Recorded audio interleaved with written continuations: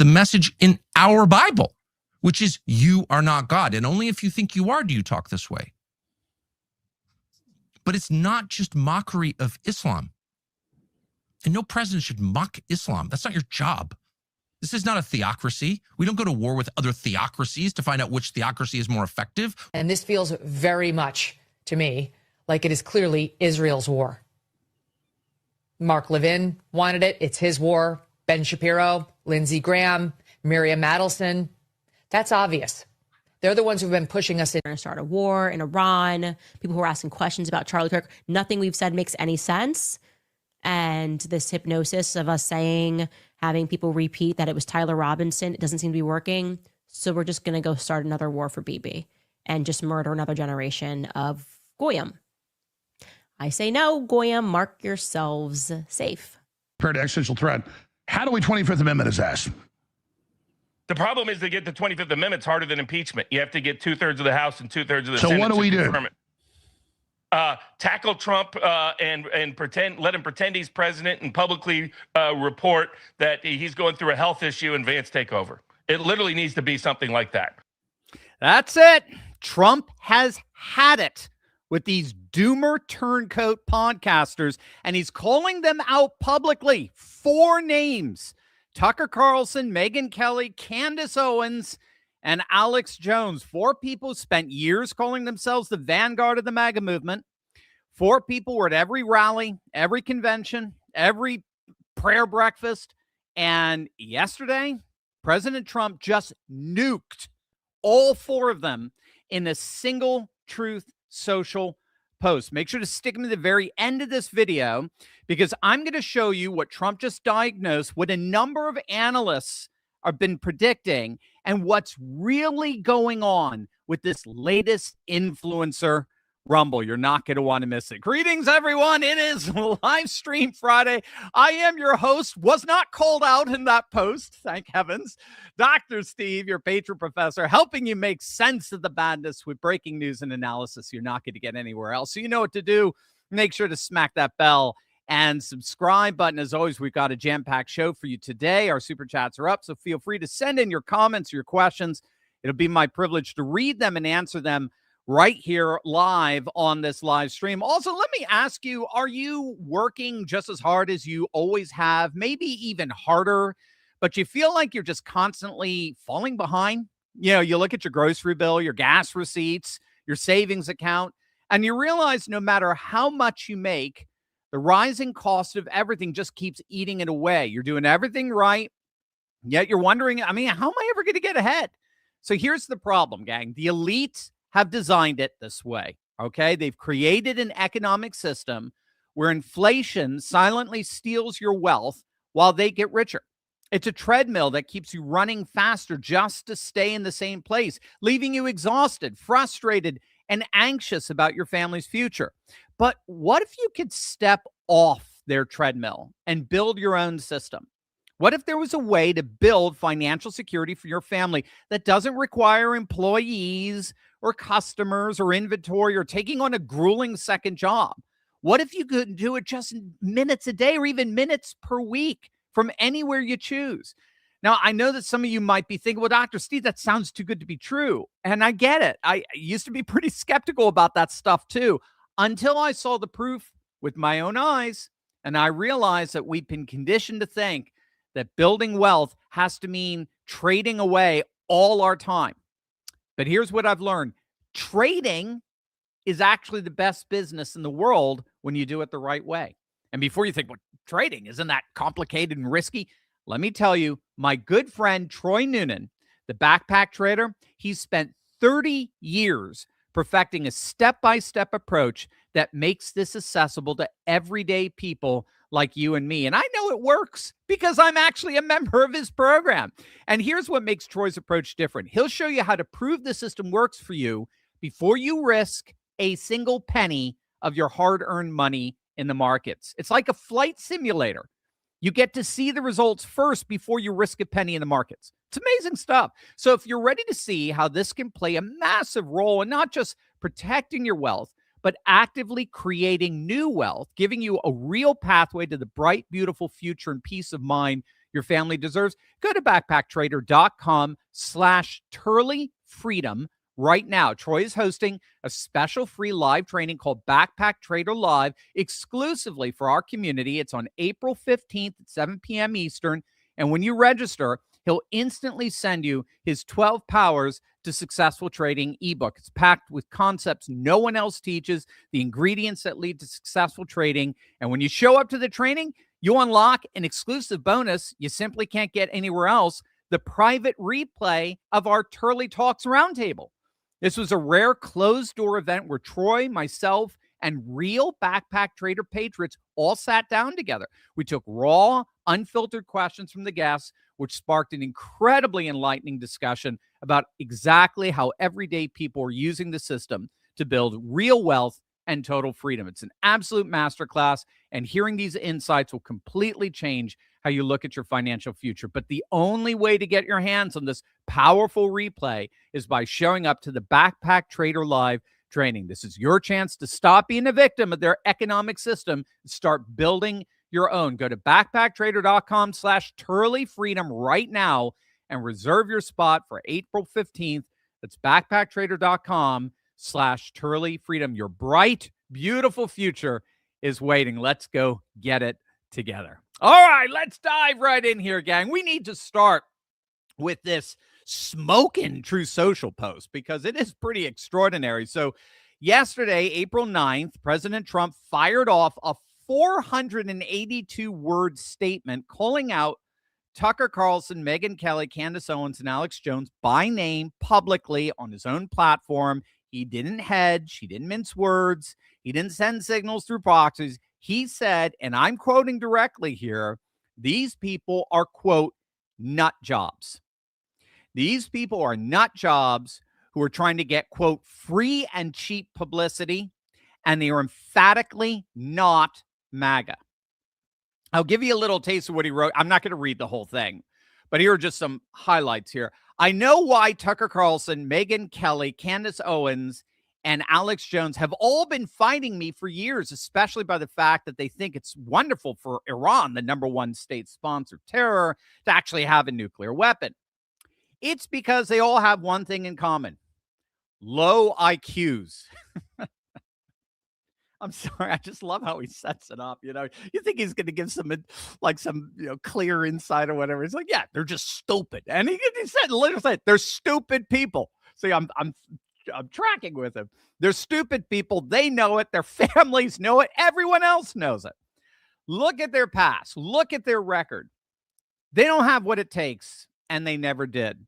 They've all been thrown off television, lost their shows, and aren't even invited on TV because nobody cares about them. They're nut jobs. They're troublemakers, and they'll say anything necessary for some free and cheap publicity. Now they think they get some clicks because they have third-rate podcasts, but nobody's talking about them, and their views are the opposite of MAGA. And he just goes on there, and he actually he highlighted this. This was interesting. Quote, Candace Owens, crazy Candace Owens, who accuses the highly respected First Lady of France of being a man when she's not, and will hopefully win lots of money in the ongoing lawsuit. Actually, to me, the First Lady of France is a far more beautiful woman than Candace. In fact, it's not even close. And then he takes on bankrupt Alex Jones, who says some of the dumbest things and lost his entire fortune, as he should have, for his horrendous attack on the families of the Sandy Hook shooting victims, ridiculously claiming it was a hoax. These so-called pundits and losers, and they always will be, they're always blah, blah, blah. And he finishes with, MAGA is about winning and strength in not allowing Iran to have nuclear weapons. MAGA is about making America great again. And these people have no idea how to do that. But I do, because the United States is now the hottest country anywhere in the world. So as you can see, I mean, Trump took a flamethrower to, what should we call it? Should we call them the four horsemen of the podcast world? The podcopolists or whatever. So why did he do this? Well, if you've been living under the rock, you need to know that all four of them, with varying degrees of intensity, are openly opposing this war with Iran. Now, that's fine, okay? The key here is that they're not just opposing the war. Again, that is fine. That would be fine. No one has to agree with everything Trump does. In fact, I was just looking back, I think it was right around this time last year when Trump was actually threatening to send missiles into Russia because they were getting nowhere in the peace deal negotiations with Ukraine. Trump was like, all right, maybe we need to send ATACMS missiles deep inside Russia. I openly, some of you even were stunned that I did this video. I was actually in Vegas at the time, staying at the Trump hotel, International Hotel in Vegas at the time. It was really fast. Got to meet Nigel Farage, James Woods. It was really wonderful. But I did a video and I openly stated that that would be the single biggest mistake of his presidency. And it would risk collapsing his entire coalition. Because no one, not a single human on the planet, voted for Trump in the hopes of starting a war with Russia. We voted for him actually to scale back on NATO's escalating confrontation with Russia. I got no problem with disagreements.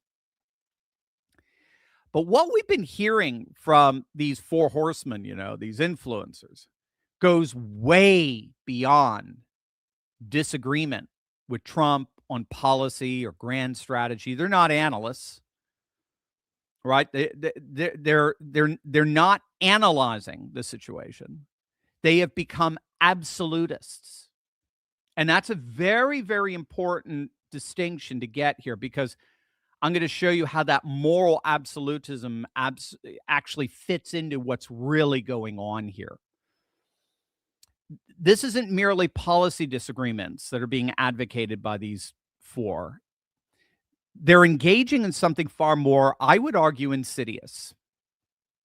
They're not saying, I think this is a strategic mistake. They're not saying, I've got real concerns about exit strategy.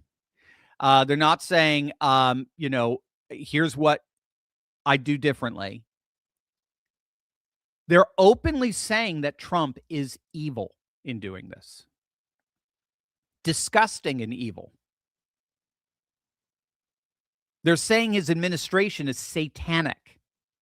They're saying that you, the people who continue to support Trump, which is 99% of MAGA, all the polls are showing it, you are complicit in this. You're complicit in genocide. What Trump is doing is disgusting and evil, and if you support it, what does that say about you? So what Trump is calling out here goes way beyond analysis. This isn't a policy dispute. This isn't a disagreement. This is nothing less than condemnation culture coming into right-wing sphere. This is moral grandstanding on steroids. And condemnation culture has a movement connected to it. That movement has a name, and you all know what that name is. When you have this radical absolutist denunciation of a man and his followers and his supporters, I hate to say it, but what is most associated with this broad brush absolutist moral denunciation? What is it? Put it in the put it in the chat. It's called wokeness. That's what it is. You'll note wokeness always begins with moral denunciation. Always. That's key. It's a key characteristic. Wokeness always begins with moral denunciation, and that's why you can't argue with those who are woke. And that's precisely because moral denunciation is not an argument. It's the end of an argument. It's the moment you stop trying to persuade, and now instead you start trying to destroy. It's not about dialogue. It's about denunciation and denigration. Again, the irony that I can't get past in all of this is that when you begin your assessment that an act is disgusting and evil, when you begin with well, I'm going to have to see. I'm going to have to see the information. I'm going to have to find out what the rationale is before I can comment. No, when you begin with this is disgusting and evil, when that's your opening salvo, That is exactly, and I mean exactly, the epistemological move that defines wokeness. You begin with moral denunciation. And then anyone who tries to argue are themselves tainted with what you're denouncing. So think about what wokeness, what woke ideology fundamentally is at its core. It's what philosophers call radical perspectivalism, okay? Radical perspectivalism is the idea that truth is not something you discover through reason and evidence. Truth is something that's determined by virtue of your identity and who you identify with. Again, this is absolutely key. So in the world of radical perspectivalism, truth is determined by virtue of your race or your class or your status, your ethnicity, your gender. And the practical consequence of radical perspectivalism is that you actually never have to engage with someone's argument. You only have to identify their position, their identity, their allegiance, their tribe. And the moral verdict is already baked into that. So what are all these guys saying? Trump is fighting Israel's wars. Trump is doing the bidding of the Jewish lobby. Trump got conned by the neocons. You see, the moral denunciation is inextricably linked with how they identify Trump and with who they identify him with. This is exactly what the woke do. If you're a straight white male, your argument is already suspect. If you're a white cop, you're already guilty. You're morally compromised.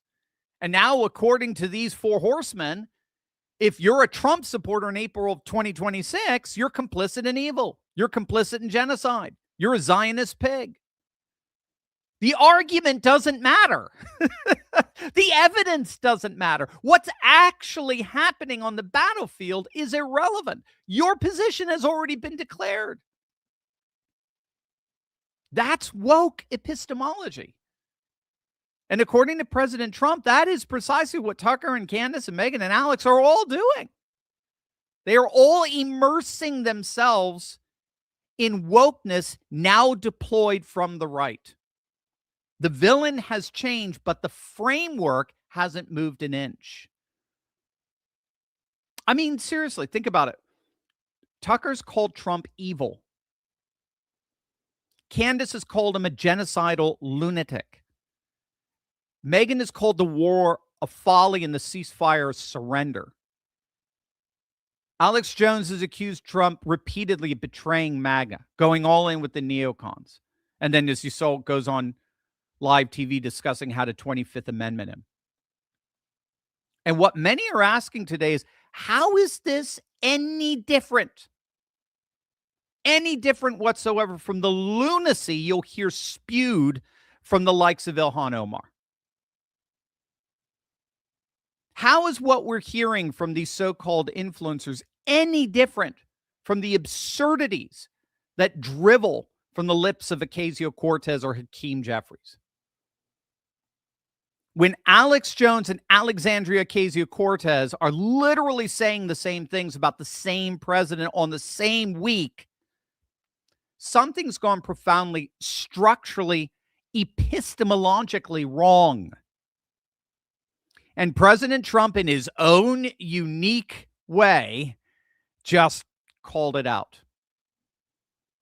The four horsemen are suffering from the same cognitive and moral buffoonery that's infected the woke left. Now, again, I want to underscore something here. And if you've been following this channel for some time, if not, make sure to smack that bell and subscribe button. But if you've been following for this channel for some time, you'll know this is really the first time I've actually even made a video about this. And that's because when I'm about to reveal to you brings me no joy whatsoever. As far as Tucker and Candace and Megyn and Alex are concerned over the years, I have always appreciated them. Their commentary, their analysis, to the extent they give it, their insights. I've learned from them. I've benefited from them. To be honest, of the four, I think Tucker is the one I've had the most affinity with in terms of his analysis. But I've always believed that the parallel media, right, the online independent content creator, alternative media that first exploded on the scene in 2016 with the Drudge Report, that's when we were coming on the scene as well. I've always believed that it is best when there are many, many, many different voices giving many, many different insights and analytical angles. That's how I've learned.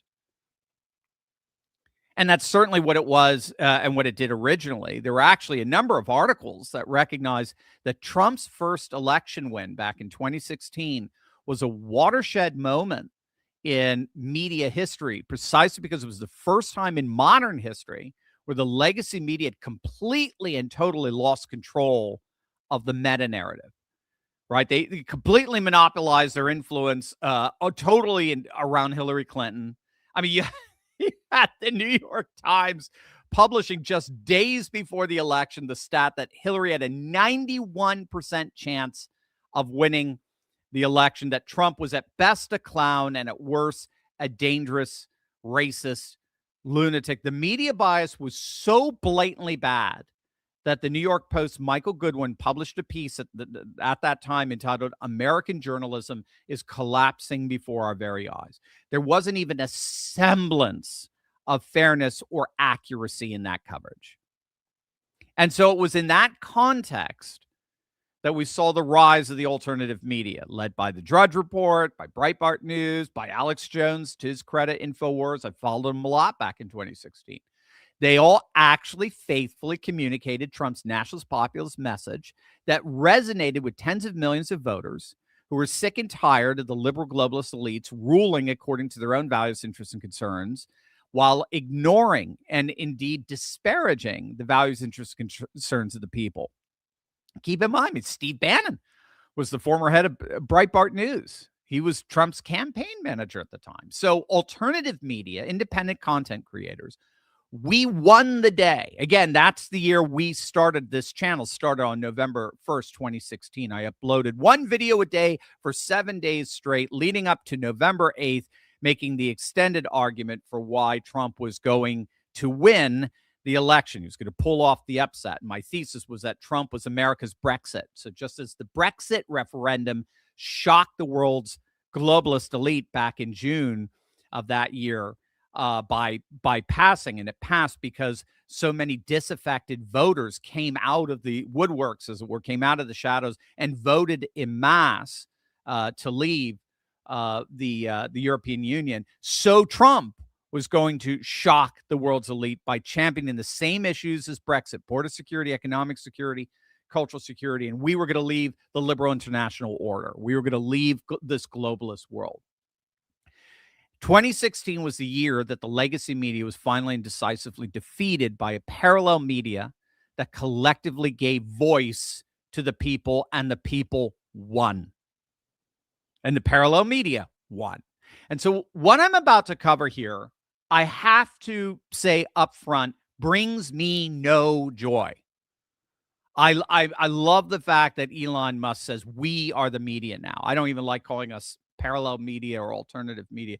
We are the media. We galvanize more views and more audience than all the big networks or CNN. My heavens. I mean, CNN, again, I Love Lucy reruns at 3 a.m. in the morning get more of an audience than CNN. I love all the diverse voices and insights and analyses and the rise of a new conservative age, a new nationalist populist age, civilizationalism. It's taking over the world. And as far as I'm concerned, the more the merrier, right? This is all curated content. You watch it whenever you want. So we're not even competing against each other. It's not like we're competing for the 8 p.m. slot on such and such airwaves. But that Drudge Report example that I gave you is relevant to what's happening now. Because as you all know, Matt Drudge would go on to become the first major turncoat against Trump and the MAGA movement. Very, very similar to what we're seeing here with Tucker and Alex and Megyn and Candace.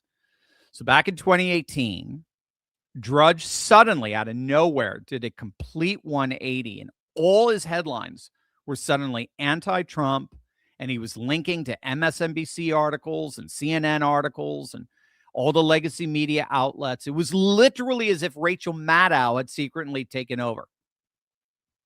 And the consequences for that turn were devastating. Again, the key here is that when Matt Drudge simply started repeating legacy media talking points, what happened to him?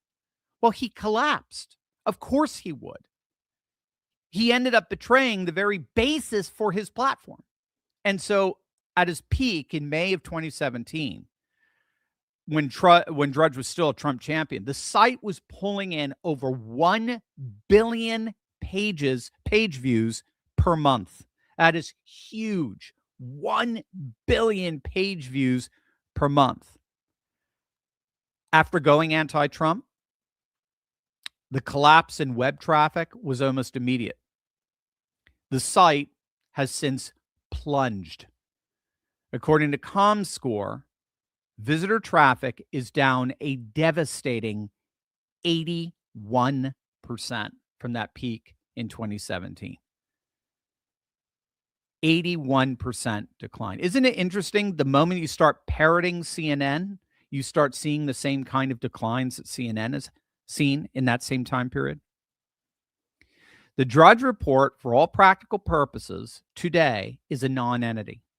It's not cited. I've not seen it quoted by any reports, news, anything that I've read of late over the last several years. It's not cited either by right or left commentators. It's just a shell of what it once was. And I bring that up because the Drudge case is essentially the Megyn Kelly and Tucker Carlson and others' problem in slow motion. Abandon your core audience for an audience that will never love you, and you end up with neither.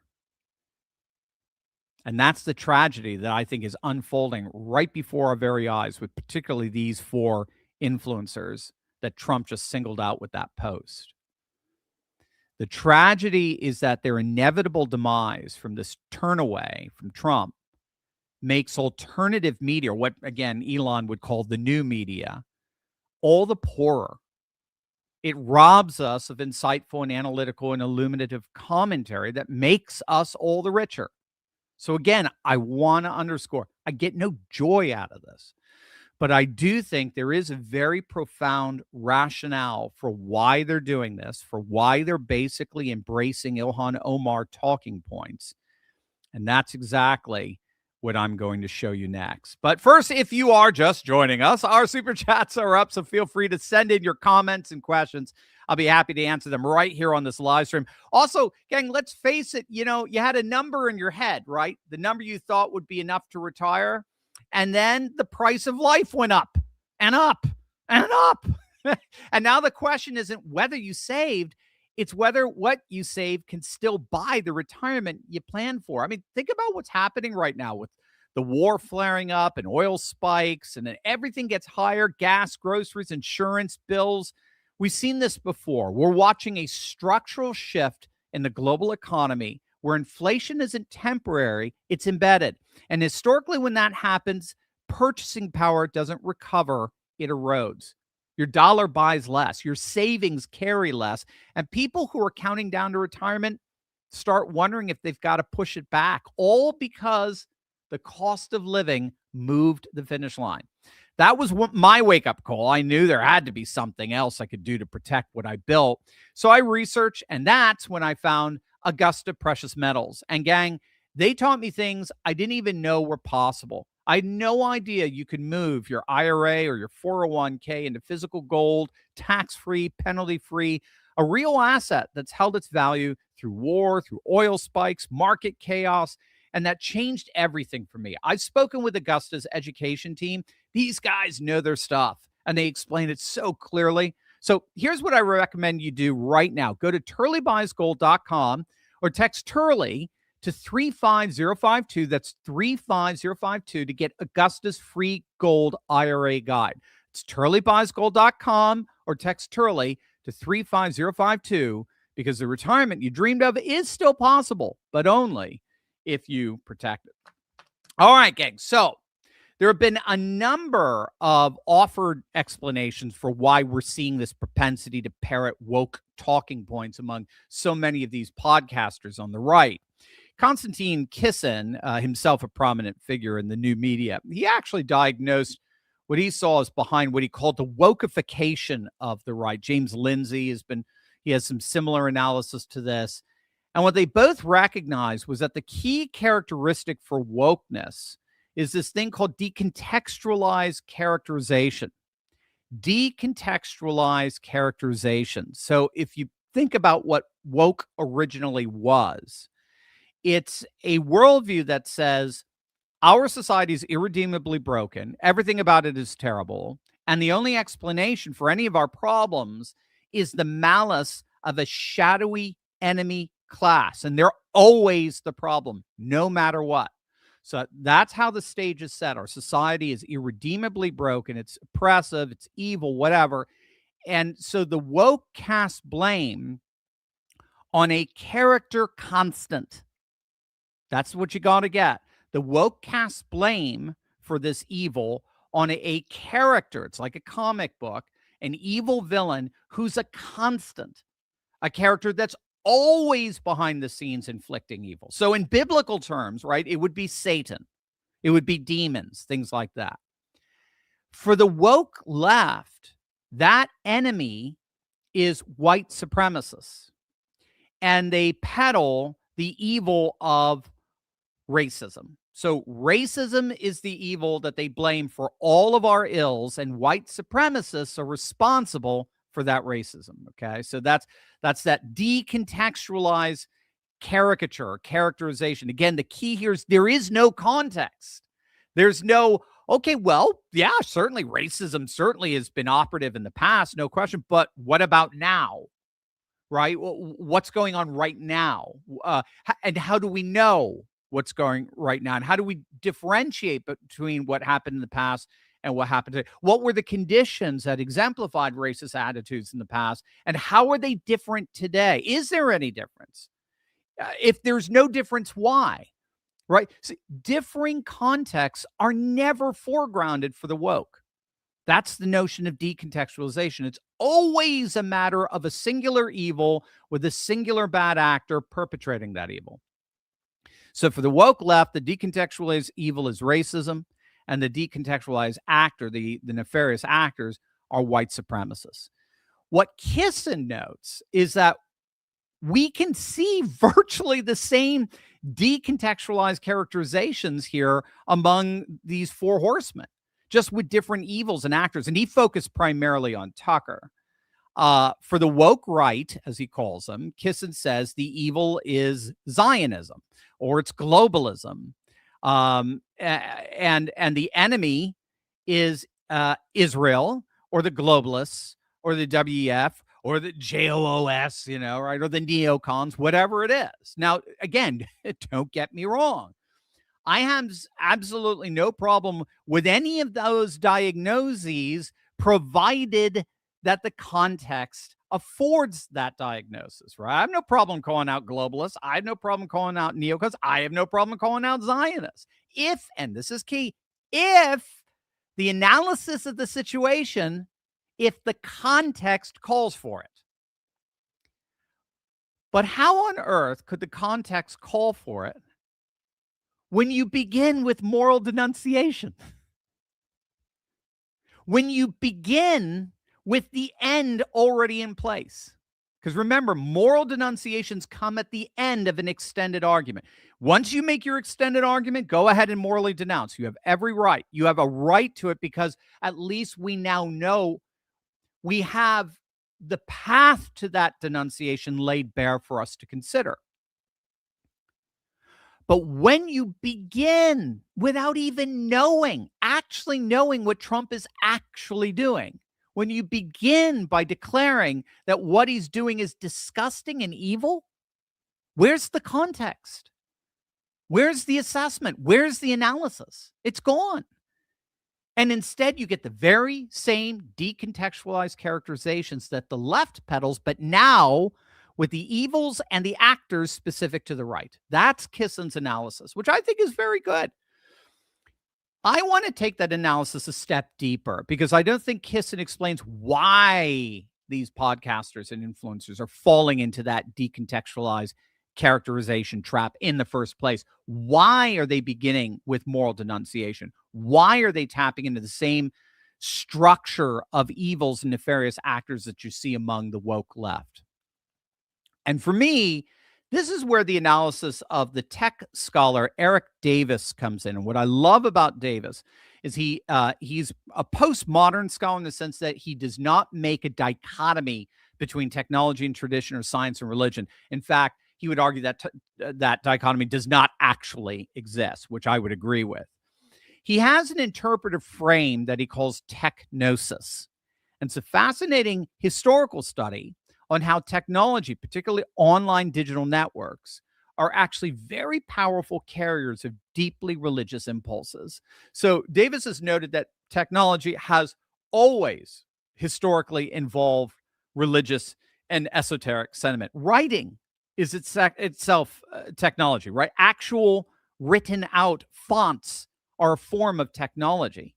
And thus the religions of the book, right, as they're called, the Bible, the Torah, the Quran, these are examples of how technology has always been a primary transmitter of religious impulse and sentiment. And what Davis argues, in my opinion, quite convincingly, is that modern technology, particularly digital technology, is saturated in what he calls technosis. It's the Silicon Valley notion that the internet and digital technologies can actually create a common networked consciousness that would ultimately liberate humanity from the corruptions of the material world. That's sort of the key. That's the key issue that he'll focus on. And he notes that, and he diagnoses that conviction, that Silicon Valley conviction, is structurally Gnostic. So that's what he calls the sentiment, this worldview fostered on digital online technologies, Technosis. It's inherently Gnostic. Now, if you don't know, ancient Gnosticism, which flourished in the 2nd and 3rd centuries AD, in many ways it was a Christian heresy. It held that the visible material world wasn't created by the true God.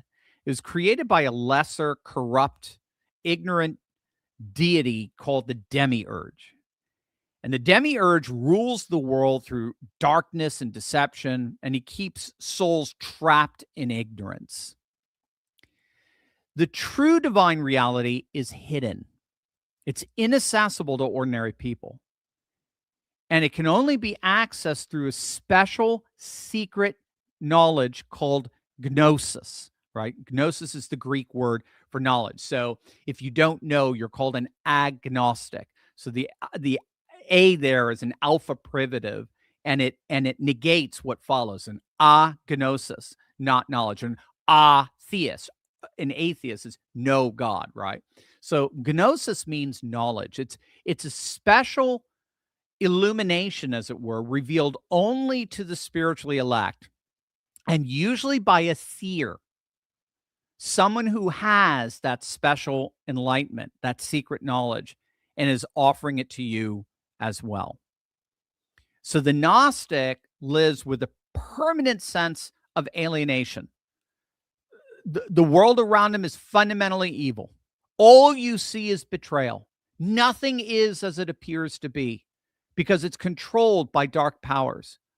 The masses are hopelessly blind, and only the Gnostic and his or her inner circle possesses the hidden knowledge that explains why everything is broken. And what Eric Davis argues in this landmark study called Technosis is that today, in our modern age, in an almost very much an archaeo-future outworking, that secret knowledge comes by way of the computer browser.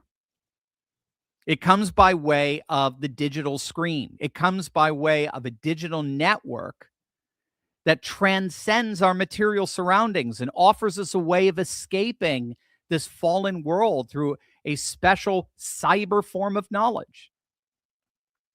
Now, I remember a good friend of mine some months back he used that frame. He did not know of Eric Davis's scholarship, but he used that exact frame of modern day Gnosticism to diagnose Candace Owens. So we were talking about Candace. So he was asking about my opinion on it, and I gave him some muttered opinion. And then this is when he shared it with me. He says, I actually think, and he's a brilliant theologian, I actually think Candace Owens is a modern day Gnostic. She claims to have secret knowledge that she gets. Now, he didn't talk about this, but interestingly, from the internet, from digital technologies. And she offers it to her audience as a way of being rescued from a fallen, evil, dark world that in woke terms will always have these decontextualized characters behind. And I remember when he said that, I was like, dude, that's it. That's it. And that's when I made the connection between what he said and Eric Davis's work. That's when I had read Eric Davis previously. I was listening to what's going on with these influencers, and was talking with my friend that, it clicked, right? Hopefully that's what you get on this channel, is all these clicks. You go, wow, I never saw how those things related to each other.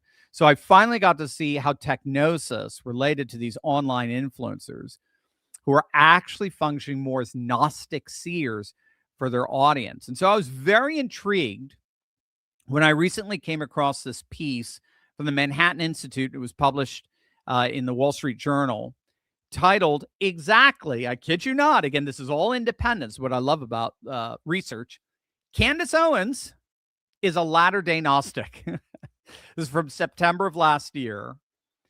And the argument of that piece is that Owens' conspiracy theorizing about Charlie Kirk's death, claiming hidden Jewish influence behind it, declaring that anyone who debunked her claims was part of the cover-up, that's very, very Gnostic. It follows the exact structure of this ancient Gnostic heresy. And the telltale sign is an unfalsifiable system where all refutation becomes confirmation of the hidden truth only she can see. And only she can see it because she's got this special esoteric knowledge untainted from this fallen evil world. And what I'm noticing here is that this is, I won't say the exact, but it is a very comparable pattern that we see among all the four horsemen that Trump called out. What I found so fascinating in their assessment of this war, from what and admittedly, from the minimum, I'm not dove in deeply into what they're talking about. Obviously, it's enough to get Trump's attention. But from what I have seen, I see a total lack of epistemological humility on their part. And you guys could call me out on this anytime you want. I've called you guys out on this. What we all have to understand is that none of us, let that hit you, none of us has the intel that Trump and his inner circle has. No one. It's the highest classified information. No podcaster, especially Joe Kent, no one has that intel. The highly classified intel that Trump and his inner circle has. And that's a very important starting point. The starting point is we don't know what's going on. And that's the opposite of Gnosticism. Gnosticism starts with, we do know. I have this special esoteric knowledge, which you're not going to get anywhere else. But the reality is we don't know. So then what do? Well, given that we are not privy to the classified information of what's really happening inside the Pentagon and the White House with this war, then what's the wisest thing that we can do? What do?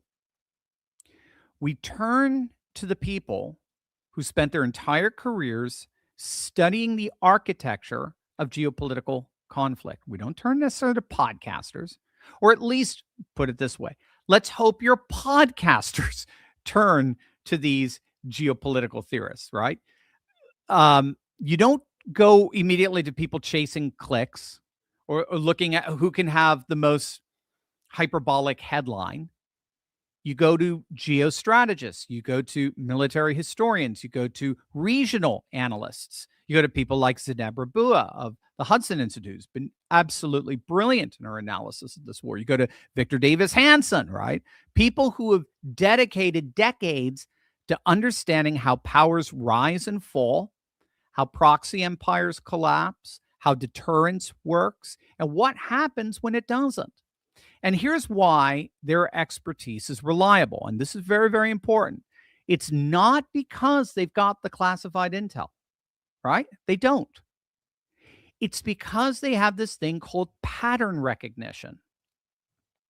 And pattern recognition is built from the years of study of history and their particular applicable discipline. So when Victor Davis Hanson, for example, looks at Iran in 2026, he's not just looking at Iran. This is the benefit of VDH. He's looking at Carthage. He's looking at the collapse of the Ottoman Empire. He's looking at every moment in recorded history when a civilization that built its entire identity around a theology of resistance met a superior military force and had to choose between adaptation and annihilation. That's not opinion, that's pattern. And patterns are the closest thing we've got to truth that anyone outside the Situation Room is ever going to get. What we're seeing from, I keep calling them the Four Horsemen. I don't know what else to call them, but what we're seeing from the four, I'm sorry, from what I have seen, and obviously what has gotten that's gotten Trump's ire there, is they're all starting with total moral certainty. This is disgusting and evil. This is. It's an ontological proclamation. American troops are dying for Israel. This is Trump betraying his base. It's all moral denunciation that's supposed to be at the end of an argument that's identified the patterns, not its beginning. But that's exactly what Gnosticism does. The theological term is it imminatizes the eschaton. How's that for a lovely phrase? It imminatizes the eschaton, right? The Gnostic doesn't wait for God to judge. That's the eschaton, the last day. He doesn't wait for God to judge. He imminatizes that judgment. He brings that judgment forward into the present and builds it into their presentation. This is Tucker calling Trump the Antichrist. This is Candace calling the administration the tools of Satan. They're not making political arguments. They're not giving you analysis. They're pronouncing eschatological verdicts from a position of self-appointed spiritual and epistemological authority and certainty.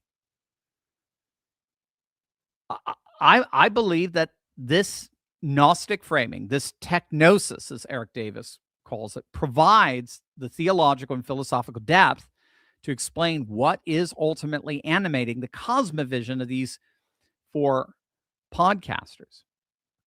The architecture of thought is essentially the same for all of them.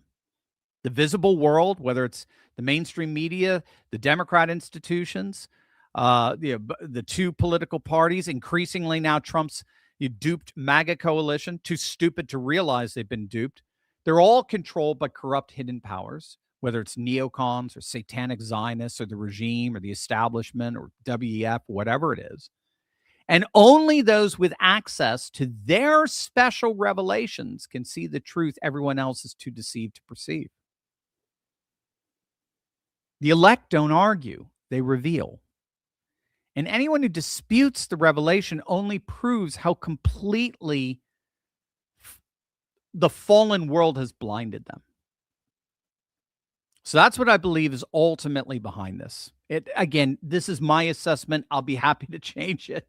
But I do think what we're seeing here is a tech-inspired Gnosticism that's now turning on the very movement that these four once thought would be the means of redemption. And as a result, they're now parroting talking points that could easily be attributed to the likes of Ilhan Omar or AOC. But here's the thing. The whole point of this movement, Operation Epic Fury, the dismantling of Iran's proxy empire, the defection of Iranian diplomats, the collapse of the IRGC's ability to project power, the boxing out of China from controlling the single most important choke point on the planet, and the reestablishment or the full establishment of the Abraham Accords as the architecture of peace and prosperity in the region. It proves, ironically, that the system actually can still work. Trump won legit through the Democrat process. He conquered Democrat shenanigans. And he won legit, and he is using that power of a legit office and a legit power to do the things he said he would do. The Gnostic right's entire premise that you can't vote your way out of this, we heard that plenty of times, or that the system is irredeemably corrupt, and that any American military action is a neocon trap. It's being falsified in real time. And I would surmise they can't handle that. Because if Trump is right about Iran, if he's right, then their entire morally certain framework collapses and their engagement numbers end up going with it. The dominoes of the old world order are falling, and the people screaming the loudest against it are not the resistance. They're the last defenders of a posture of permanent grievance that serves no one ultimately except themselves. One president, 1 year, and the entire architecture of America can't do anything right is being dismantled piece by piece. That's not politics, gang. That's a pattern. It's history. And it's happening right before our very eyes. Over to you guys. Over to you. Remember, our super chats are up. So as Josh assembles your questions and comments, feel free to shoot in. Don't shoot. No, don't shoot. Feel free to type in your questions, your comments, whatever you like. It'd be my honor to read them here on this live stream. Also, did you know that U.S. life expectancy peaked at 78 years back in 2014? And global life expectancy is declining for the first time in 30 years because people are aging faster than ever before. And it's largely due to more toxins in the air, chemicals in our soil and our food, and other external factors that are new to us. Now, what most people don't know is that we can actually fight aging on a cellular level. So scientists have discovered that kimchi actually slows the aging process of human cells, helping to protect them and delay aging. The power of nature can outweigh the power of pharmaceuticals without the nasty side effects. And now you can get all the benefits of kimchi in a simple capsule with Kimchi One. I take Kimchi One every single day. I absolutely love it. Each capsule delivers over 900 probiotic strains plus antioxidants and enzymes that support your digestion, your metabolism, and your skin health from the inside out. So as we age, we become more susceptible to microbial threats like harmful viruses and bacteria. But the beauty is that Kimchi One, it's a natural antimicrobial, helping your body fight off harmful bacteria, viruses, and even toxins while boosting immunity and energy. And best of all, Kimchi One, it's made right here, 100% in the good old USA. It's all natural. It's non-GMO. So what are you waiting for? Do what I do. Support your gut, protect yourselves, and feel younger every single day with Kimchi One from Brightcore. Today, you can actually get an exclusive offer by clicking on that link below. Just use code TURLEY for 25% off your entire order. For an even better deal, give my friends at Brightcore a call for up to 50% off from your order and free shipping. You'll love chatting with them. They're full maha. You're going to love them. Give them a call now at 888-597-0233. That's 888-597-0233. All right, Josh, what do we got? What do we got here? Let's see. Spring 91 Bear. Any bets that Sarah Palin will do the same thing? Good question. I don't know. I haven't really been keeping tabs with Sarah Palin. That's my fault. I should, but I have not heard anything like that. And she doesn't really have a podcast, does she? Maybe she does, and I just don't know. Rock dog, Dr. Steve. Hallelujah. He has risen. Our sins are forgiven. I wonder if this year all the events around Easter are a sign. The rebirth and revitalization of America, MAGA, the rise of the Shah in Iran, but most importantly, the rise of the Abraham Accords, actually bringing peace to the Middle East. The only reason I could think of is divine intervention. Your thoughts, Rock dog. I love it. Yeah. So no, what you're saying is so perfect for the rise of theopolitics. Theopolitics, the book I'm working on, the Civcosm, focuses on the three major political trends happening today: theopolitics, technopolitics, and astropolitics, and how they all converge together in what I'm calling a civilizational cosmocracy. It's basically the meta model I've always wanted for all of our analysis, all the different frames that we use to analyze the different current events going on. And there was none. And I decided, you know what, I'm just going to put this frame together myself. And so I'm putting all the pieces together with some wonderful scholarship. It's exciting. But theopolitics is its foundation. And theopolitics is the return of religion in the public square. And you're exactly right. I mean, it's being primarily driven by demographics. When all said and done, conservative religions are having more kids than ever, and secular liberals have basically stopped having kids. And so the world is just shifting dramatically to religious conservatism as we speak, and there's no stopping it at this point.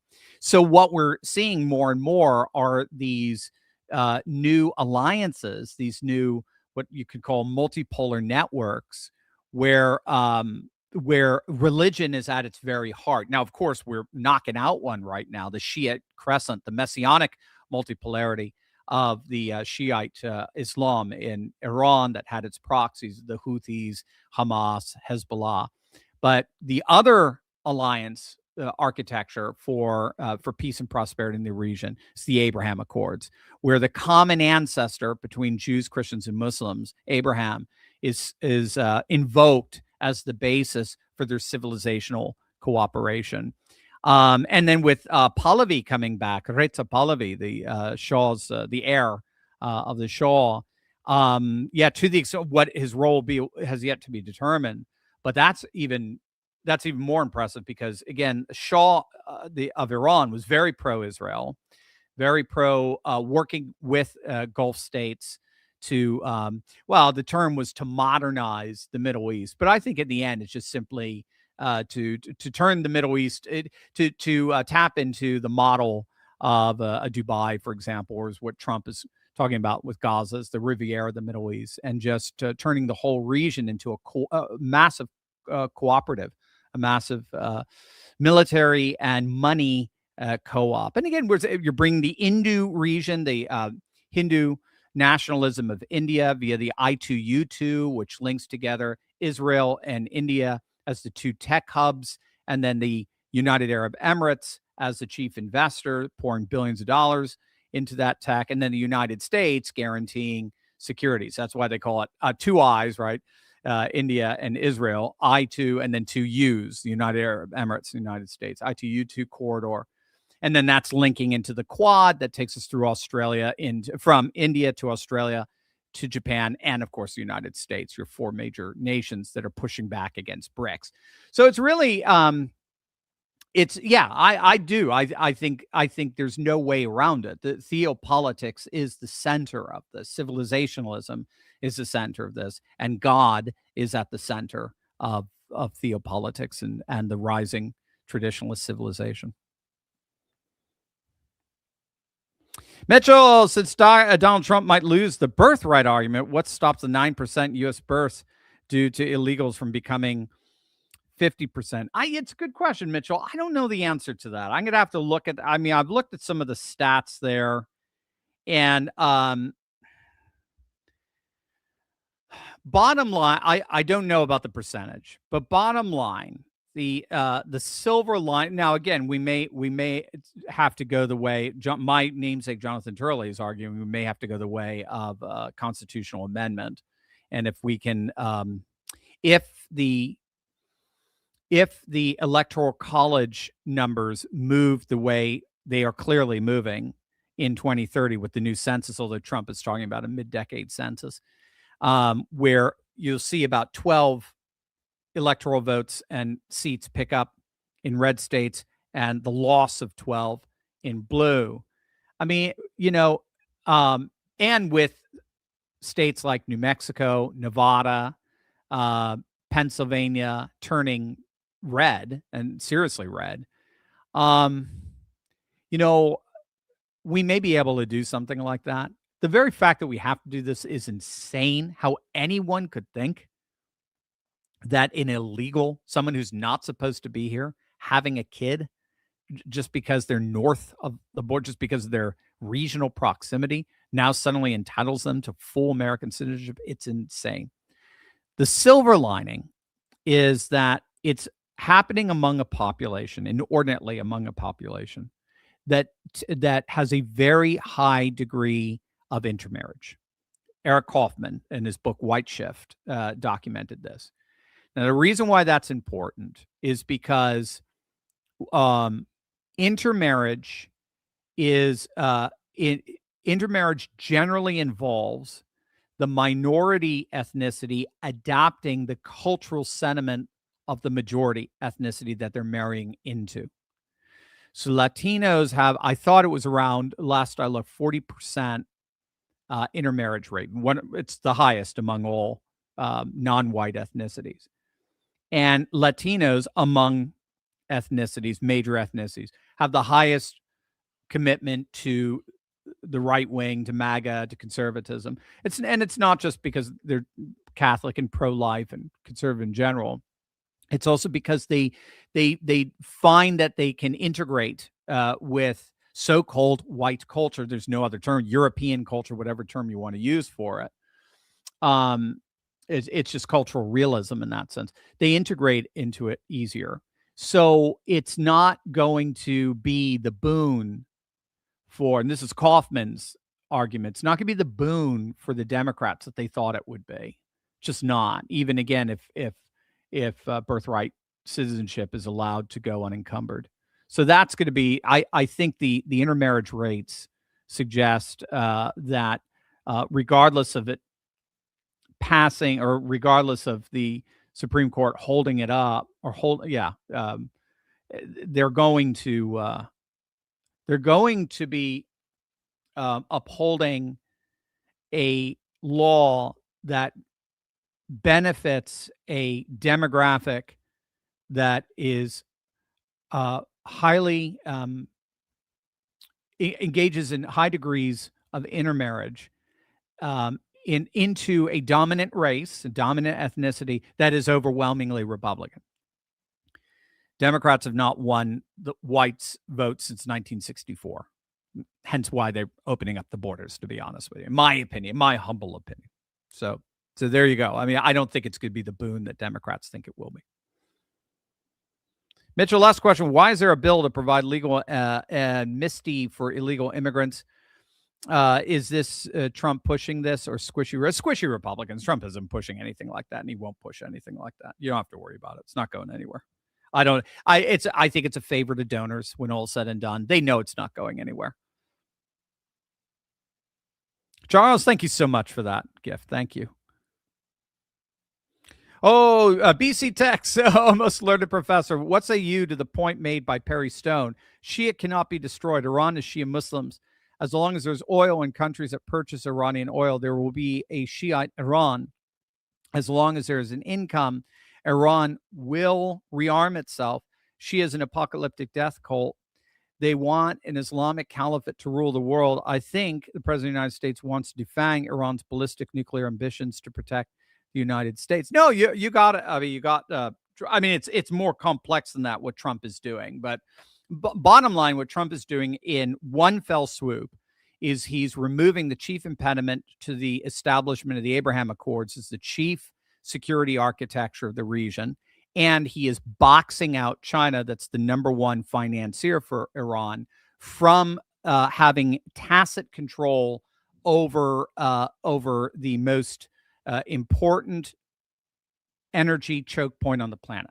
So it's one fell swoop, and he's accomplishing two grand grand strategy initiatives at once. It's very fascinating stuff. We're also seeing an alliance forming between Japanese military tech and Ukrainian military tech, which Trump is facilitating. And what that's doing is it's allowing Ukrainian drone companies to tap into Japanese tech, and it's enabling Japanese tech to get battle tested so that the Japanese can see how their military equipment is working without themselves having to go into battle, which 100x's the effectiveness of your military equipment. China's finding that out the hard way. Their military equipment basically doesn't work. Their air defense systems in Venezuela and Iran were a laughingstock. So what's happening is Japan is getting remilitarized. That's in the cards. Trump wants that. And they're helping Ukraine remilitarize. And they're functioning as a vice on both Russia and China. So the longer this incursion into Ukrainian territory for Russia goes on, the more technologically advanced Ukraine is going to get by virtue of all the weaponry we're using and so forth. We're now going to start sharing with Ukraine, and the more technologically weaponized Japan gets, the more China is going to have to pay attention to its eastern flank as opposed to its southeastern flank of Taiwan. So these vices are being created deliberately by Trump via Japan and Ukraine to lock around Russia. So and China. So I want you to understand, this is what Make America Great is. Making America great again is making America great on the world stage. Somebody's going to write the rules. And some people seem perfectly happy of allowing China to write the rules, or Russia to write the rules, or India to write the rules, or a combination thereof, or Iran to write the rules. Some people are perfectly comfortable with that. That's fine. Trump isn't. And to him, making America great again is making America, sovereign civilization state, writing the rules for the whole world through a network multipolarity, going all the way from throughout the entire Western Hemisphere, through Europe via NATO, into the Middle East through the Abraham Accords, into the Indo-Pacific via the I2U2, and then from India to Australia and Japan via the Quad. And then he believes that will permanently box out China and Russia by it'll permanently box out China from having any major control on the world's energy supply and ultimately their minerals, because we'll have Greenland. And it's a carrot to try to decouple Russia away from China and join this network multipolarity led by MAGA, Make America Great Again. That's basically the structure. So sorry, that's what he's doing here. So you ask about Shia Iran. I'm sorry, I simply do not agree with that assessment. I think that assessment is incredibly naive, and again, it's putting an essentialism into Shia that just doesn't exist for basically anything. Bottom line, the Shiite regime in Iran does not survive by Shia alone. It survives on three planks. You can think of it as three Ps: propaganda, ideological propaganda, proxies, and power. So the ideological propaganda is exactly what you talked about, this what we call messianic multipolarity. But what we're seeing is that the Iranian people don't buy it anymore. So apparently there's been some studies on this. Of the 75,000 mosques in this country of 90 million, 50,000 have been closed because people don't go anymore. People just don't buy it. There have been surveys done in Iran, very accurate surveys, apparently, again, from the studies I've read. And they found 80 to 90% of the population does not want this regime anymore. Now, they don't necessarily want the Pahlavi dynasty back per se. They may, but they do. The ideological legitimacy of this regime has collapsed. So that's the first pillar gone. The second pillar is the proxy networks. Basically, the way the Iranian regime works is they pay off support. So it profits to be a supporter of the regime. What happens when they don't have any money anymore? If your regime, one of the planks of your regime is paid support, what happens when you don't have money to pay anymore? The support disappears. And so we're seeing that with the Houthis. The Houthis really didn't get involved in this. Yeah, they lobbed a couple of missiles at Israel, but that was it. There was no major military action by the Houthis like we thought we would see, or the closing off the Red Sea or anything like that. And then the third is the ability to project power, to intimidate and keep the people in fear. And that's what Operation Epic Fury is about removing. It's all about removing their capacity to project power. And if you don't have those three things, if you don't have ideological legitimacy, if you don't have the ability to pay supporters, and if you don't have the ability to project power and intimidate, the regime collapses. And that's what the Trump regime, I guess you can call it that, that's the goal. The goal is to get it to collapse from within. Lizzie, every time after listening to your analysis, I feel so well informed and smarter. Well, thank you, Lizzie. That's very kind of you. Appreciate that. Very kind. Thank you. Yeah, no special esoteric knowledge here. I just give you studies. That's it. Bottom line, just giving you the latest studies, because that's, again, from the studies you get the patterns, and once you find the patterns, then you can try to discern what's going on here, and then you adjust as new patterns show themselves. Richard, Dr. Steve, you thought Melania's announcement yesterday? Oh, with the Epstein thing? Yeah, she, again, I think it was very, again, I like that, the way she's handling that, because she's, again, the way Pam Bondi screwed it up in that unforced error is it gave the left an opening to try to exploit Epstein for their own purposes. By the way, the only people who have been punished thus far, the people who have had to resign and people who are in custody right now, are in effect leftists or globalists or something. It's not, nobody on the right has been affected adversely by this.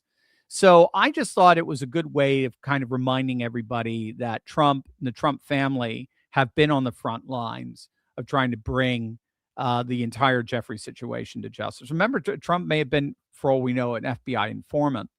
And so his interactions with Epstein ended up being a means by which the FBI was able to gather intelligence on him. Charles, question: why do people so quickly abandon Trump over Iran when he has a solid track record of ending conflict? Yeah. So why? I purposely. It's a great question, Charles. I purposely avoid, well, they're grifters.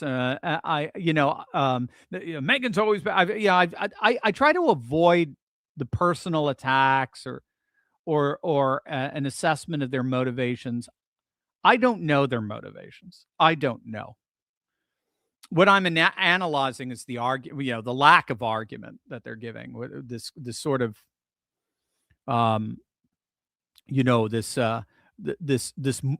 ongoing moral denouncement that has more just illustration and example behind it, but no real actual argument. Because again, they don't know why Trump is doing this. They don't even know what he's doing. None of us do. No one does. Again, that's top secret information. It's highly classified. So again, we have to have a little epistemological humility, which I don't see. I'm just not seeing any of it, epistemological or moral. So, I can only surmise. I don't know, but perhaps they think this war, they really do believe this war was a disaster. They've said that,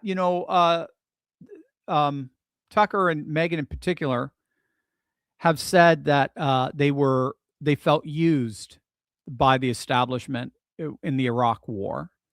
And so there's a definite allergic reaction. I've noticed that among Iraq veterans, Afghanistan veterans, there is an allergic reaction going into the Middle East. I think for all of us in a way, TDS, whatever you want to call it. Not TDS, PTSD. That's our form of TDS. So, there may be just a little bit like, what's it, once burned, twice shy, or whatever it is, they're just not, they just don't, the legitimacy for going to war in the Middle East has been ravaged. They just don't see it. And then surfing on that, they think in the end, this is going to be another total loss, humiliating loss. They're predicting that. And then they want to position themselves as the canary in the coal mine. See, we told you this was going to happen. You should have listened to us. Trump should have listened to us. And he didn't. Now it's a disaster. Now the MAGA coalition's fractured. So, all right, let's all rebuild it. And of course, rebuilding it, they never built it in the first place. They never, to my knowledge, really built anything even remotely comparable to something like MAGA. One of probably the single most astonishing political coalition since FDR's New Deal. So I just think in the end, it might be reasonable to surmise that they see this as a disaster in the making. It's going to collapse, and that it would be pretty cool if they were at the on the other side of that collapse saying, haha, we told you. That's so. The problem, though, is if that's what you're staking out, and so the conclusion is already embedded in the so-called assessments, then by definition we can't get any good news that things are actually working, things are doing great. So this is what Megyn's like, Trump copped out, taco, all this nonsense. It's like, I've never seen a war where one side has been so thoroughly decimated by any military metric imaginable, where its proxies have been decimated, where its ideology has been so thoroughly discredited, where its economy is in ruins. It doesn't even have any water. 90% of its aquifers are dry. It's 40% inflation. The real's lost 20,000% of its value since 1979, over $1 million per dollar. And everyone's like, oh yeah, the entire leadership wiped out, but we're all like, oh yeah, they won. They all again, that you only do that by reinventing what's happening here as a completely unique theater rather than see the patterns. And I don't see too many historically minded analysts looking at this going, did Trump screw up on this one? So, Robo Guy, people won't accept AI. It's gotten so bad that a town in Missouri voted out everyone who was pro-AI. And one guy in Indianapolis tried shooting a pro-AI politician. We can't have tech companies and politicians say screw our citizens. We can't have tech companies and politicians say screw our citizens. Yeah, I guess so. It's an interesting, ironic tagline you got, Robo Guy. But yeah, sure, no, that's going to be it. That's part of the transition. So we're in a post-normal period right now, which is an interim period between the old era that's come to an end and the new era that has yet to fully establish itself. And so in this post-normal period, you have a lot of chaos, you have a lot of contradiction, you have a lot of complexity, and things are just not very clear. So that's why so many of us feel so strange. That's what oftentimes why I have the tagline, making sense of the madness. That's what I try to do. So look, AI is inevitable. You can't stop it. It's already here. It's already here. So the question is, how do you use it to your advantage? And that's where politicians and populists will have to work out how to use AI to their advantage. But I mean, unless, I guess you can kind of go, you can go a hardcore localism, like a neo-regionalism, like the Amish have done. But even the Amish use iPhones. Not all, but there are Amish orders that allow for that. Not in the home. The home tends to be all electronics free, but in the workplace, sure, they'll do stuff like that. So everybody's got to figure out where the line is for them with technology, and AI is going to force the decision making to a degree we've just never had to do before, because just in the way everything has been electrified, as it were, everything is going to be cognified with AI. All right, even your toothbrushes are electrified, right? Well, they're soon going to be cognified. That's just the way it is. I mean, I didn't write the rules. Diane, question. Well, I see the negotiations with Arabachi, who has dealt in every negotiation since Obama, and the fact IRGC act like they are the victorious party, and now cowardly Keir Starmer's in the Middle East. That's right, triumphing in the Middle East with a borrowed ship, or a warship, has even tried to take credit for the ceasefire deal, tells me that the UK is there to dispute. Or am I wrong?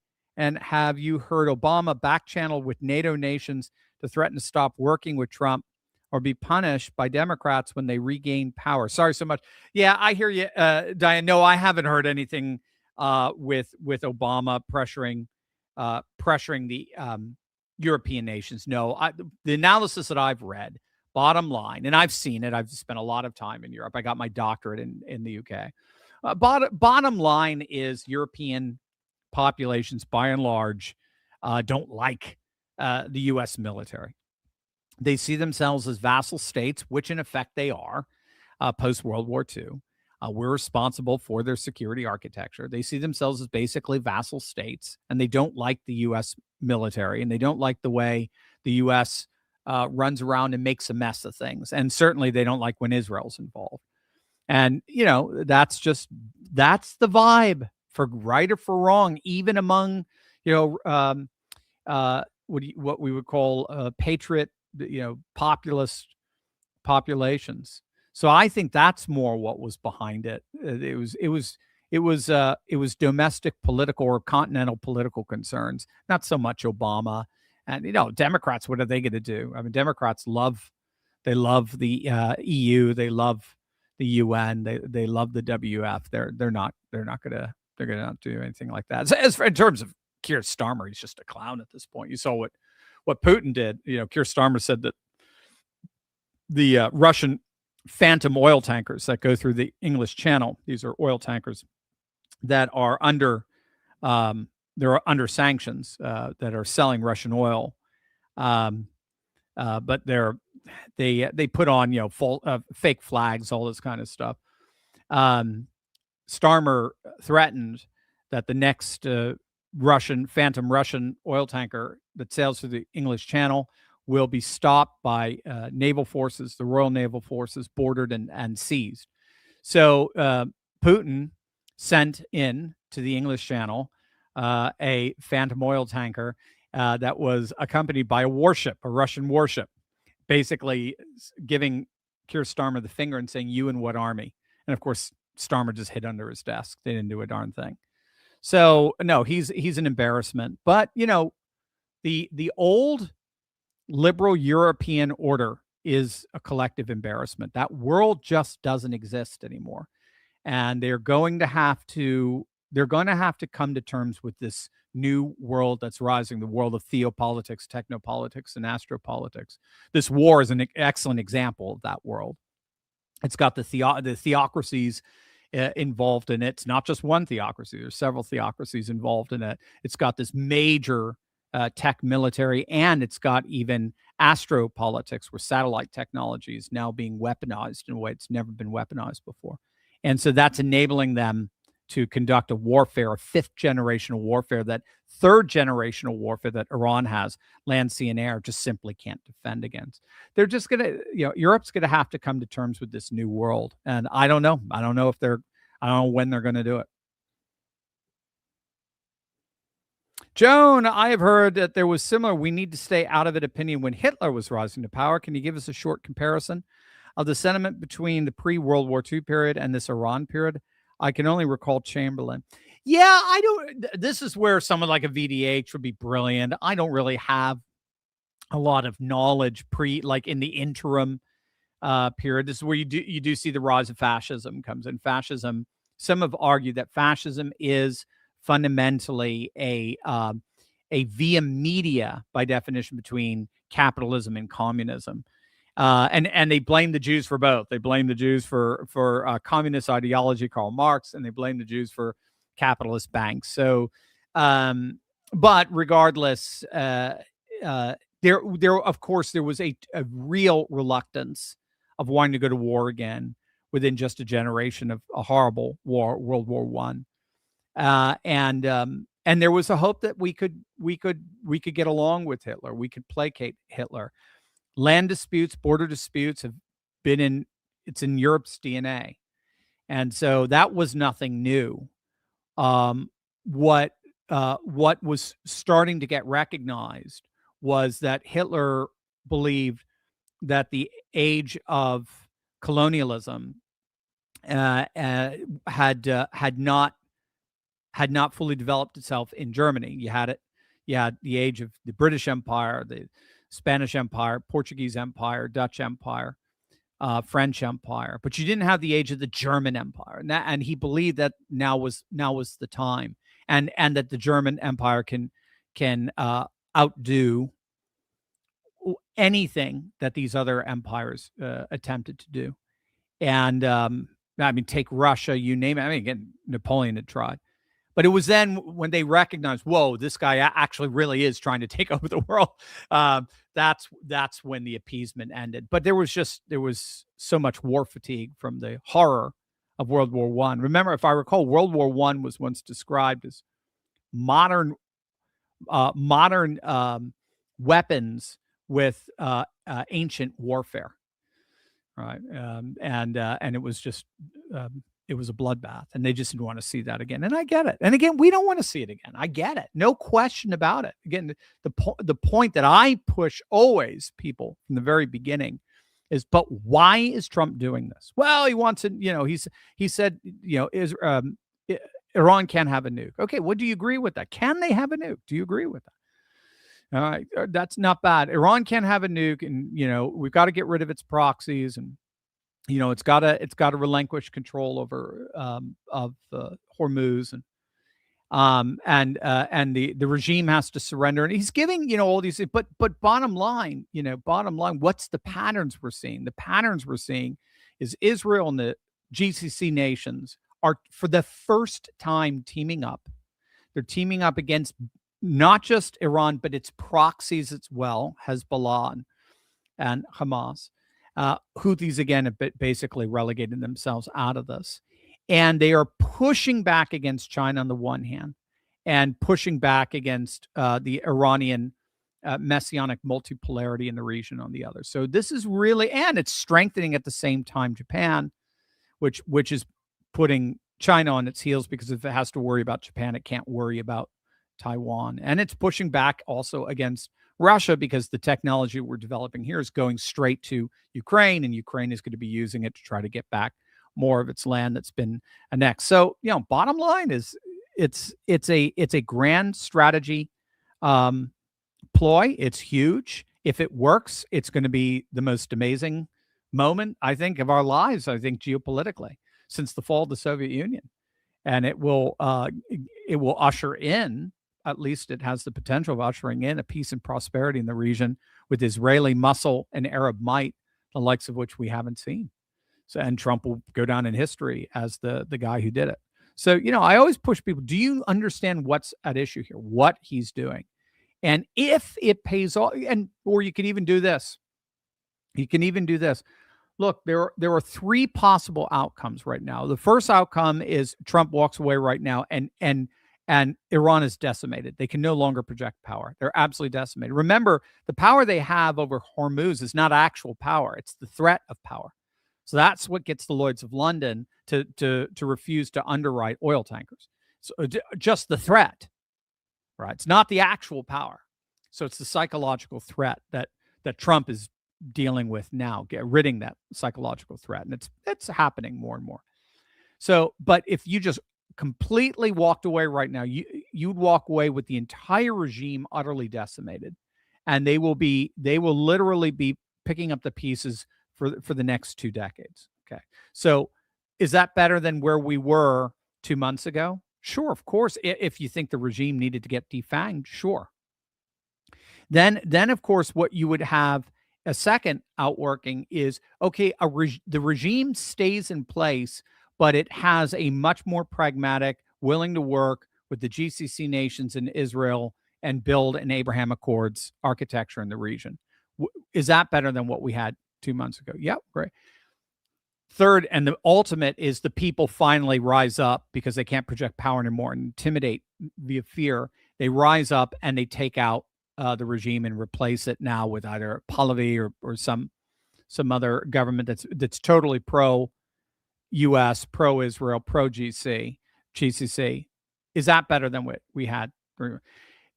There's no scenario where again, you have to go to these sort of techno-gnostic, totally decontextualized analyses that passes analysis to say, this is, again, who started off with the premise we've lost. They started that Trump has to lose, because if he wins, everything we've been arguing for whenever ends up crumbling into dust. So there you go. I mean, you have the three basic scenarios, all three. Even if you have a harder line government coming out, if it was scenario one, what are they going to do?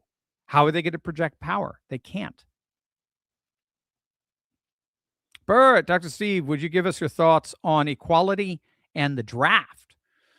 So like drafting women, if that's what you mean, or just equality in general.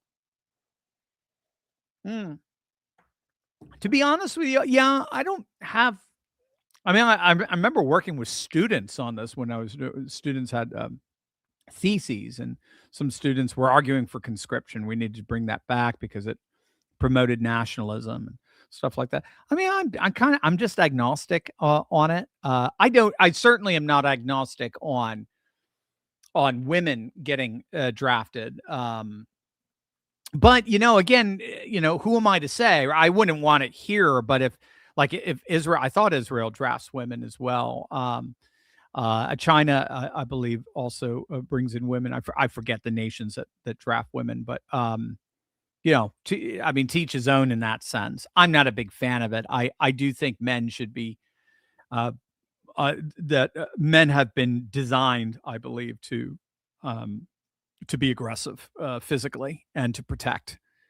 And women have been designed to benefit from that protection. It's a St. George kind of thing, that men are supposed to slay dragons. That's what Adam was supposed to do. He was supposed to slay the serpent. He didn't. Fell victim to it. And so Christ, the new Adam, slays the dragon at the end. So young men are called to be dragon slayers. Women are not. I don't see that. No, that doesn't mean women can't. It doesn't mean women can't. You can have a Deborah, right? You can have a woman warrior rising up, but then that's more of an indictment of what's happened to your men, right? That kind of thing. So that's my assessment, but I've never really done a full study on it. Back at 24-hour, Dr. Steve, besides decapitating Iran's leadership and military capabilities, isn't part of the Iran war to display United States power to Russia and China? Have they reacted to our military display? How have they reacted to our military display? Yes. A big yes. Again, it's very interesting. It's not just the display of U.S. power, like I was talking about with that Japan-Ukraine vice around China and Russia, respectively. that this is the center power of a new networked multipolarity, a new network of alliances, where if you become a friend with the United States, you have access to some of the most, badass, kick-ass, fifth generational warfare imaginable. And if you're not with us, then you don't get that. And China, by definition, is not. Trump has made that clear. And that's the carrot that Russia is using, that Trump is using with Russia, at least in part. Trump is basically saying to Russia, look, I want to do a reverse Kissinger. I want to decouple you from China. I want to box out China. China's the real threat for the 21st century. I want to box them in. And if you come over with us, make a deal in Ukraine. That's why I think Trump is willing to give them that 20% of the land that they annexed, because he sees that's worth it for Russia to decouple from China and come on over and join in with this new networked multipolarity, where Russia will have tons of money pouring in, lots of business opportunities, all that good stuff. I don't know how much military tech we'll share with Russia, but I think the message is being made clear. If you don't, the military technology buildup and its eventual superiority in Ukraine is not going to work to your advantage. Just like the remilitarization of Japan, it's not going to work to the advantage of mainland China. Certainly not in terms of it reacquiring Taiwan, as it were, or acquiring Taiwan for the first time.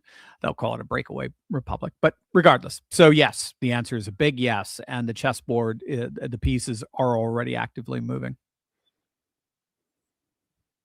Brian Edgett, my good friend. I was in the Marines in 1979. Thank you for your service, my friend. When Iran stormed our embassy, and took our diplomatic staff hostage. It was infuriating time. I'm thrilled to see the president of Israel give them what they had coming for 47 years. I am confused about the strait. Why would our military have allowed them to close it? I'd like to think the Navy would destroy them for doing that. Yeah, no, I'm with you. I don't know if it's part of the escalation ladder. And again, I don't even know. The ironic thing is it's not. There have been a couple of oil tankers getting hit by drones, missiles, but it's not like, it's not like they can do a lot. It's just the threat of them doing it that causes the Lloyds of London to refuse to underwrite the oil tankers. So, as I understand it, Hormuz has been war gamed, and you know this, Brian. I'm not telling you anything, but just for the audience, Hormuz has been war gamed endlessly for decades. So they knew what was going on, and they made tactical decisions. Why they made those decisions, when they made them, I don't know. I'm just not privy to it. But by every military metric, as this wasn't even a war. To call it a war, I think, is a little bit of an insult to wars. This was just a good old-fashioned ass kicking. This was an ass whooping of the grandest order. I mean, they literally could do nothing to us. In the now over 10,000 sorties over their airspace, they knocked down one F-15, and it was the occasion for one of the most amazing, Maverick-based rescues imaginable. It was incredible. And then you got a bunch of IRGC troops killed at the same time to boot. So I'm with you. This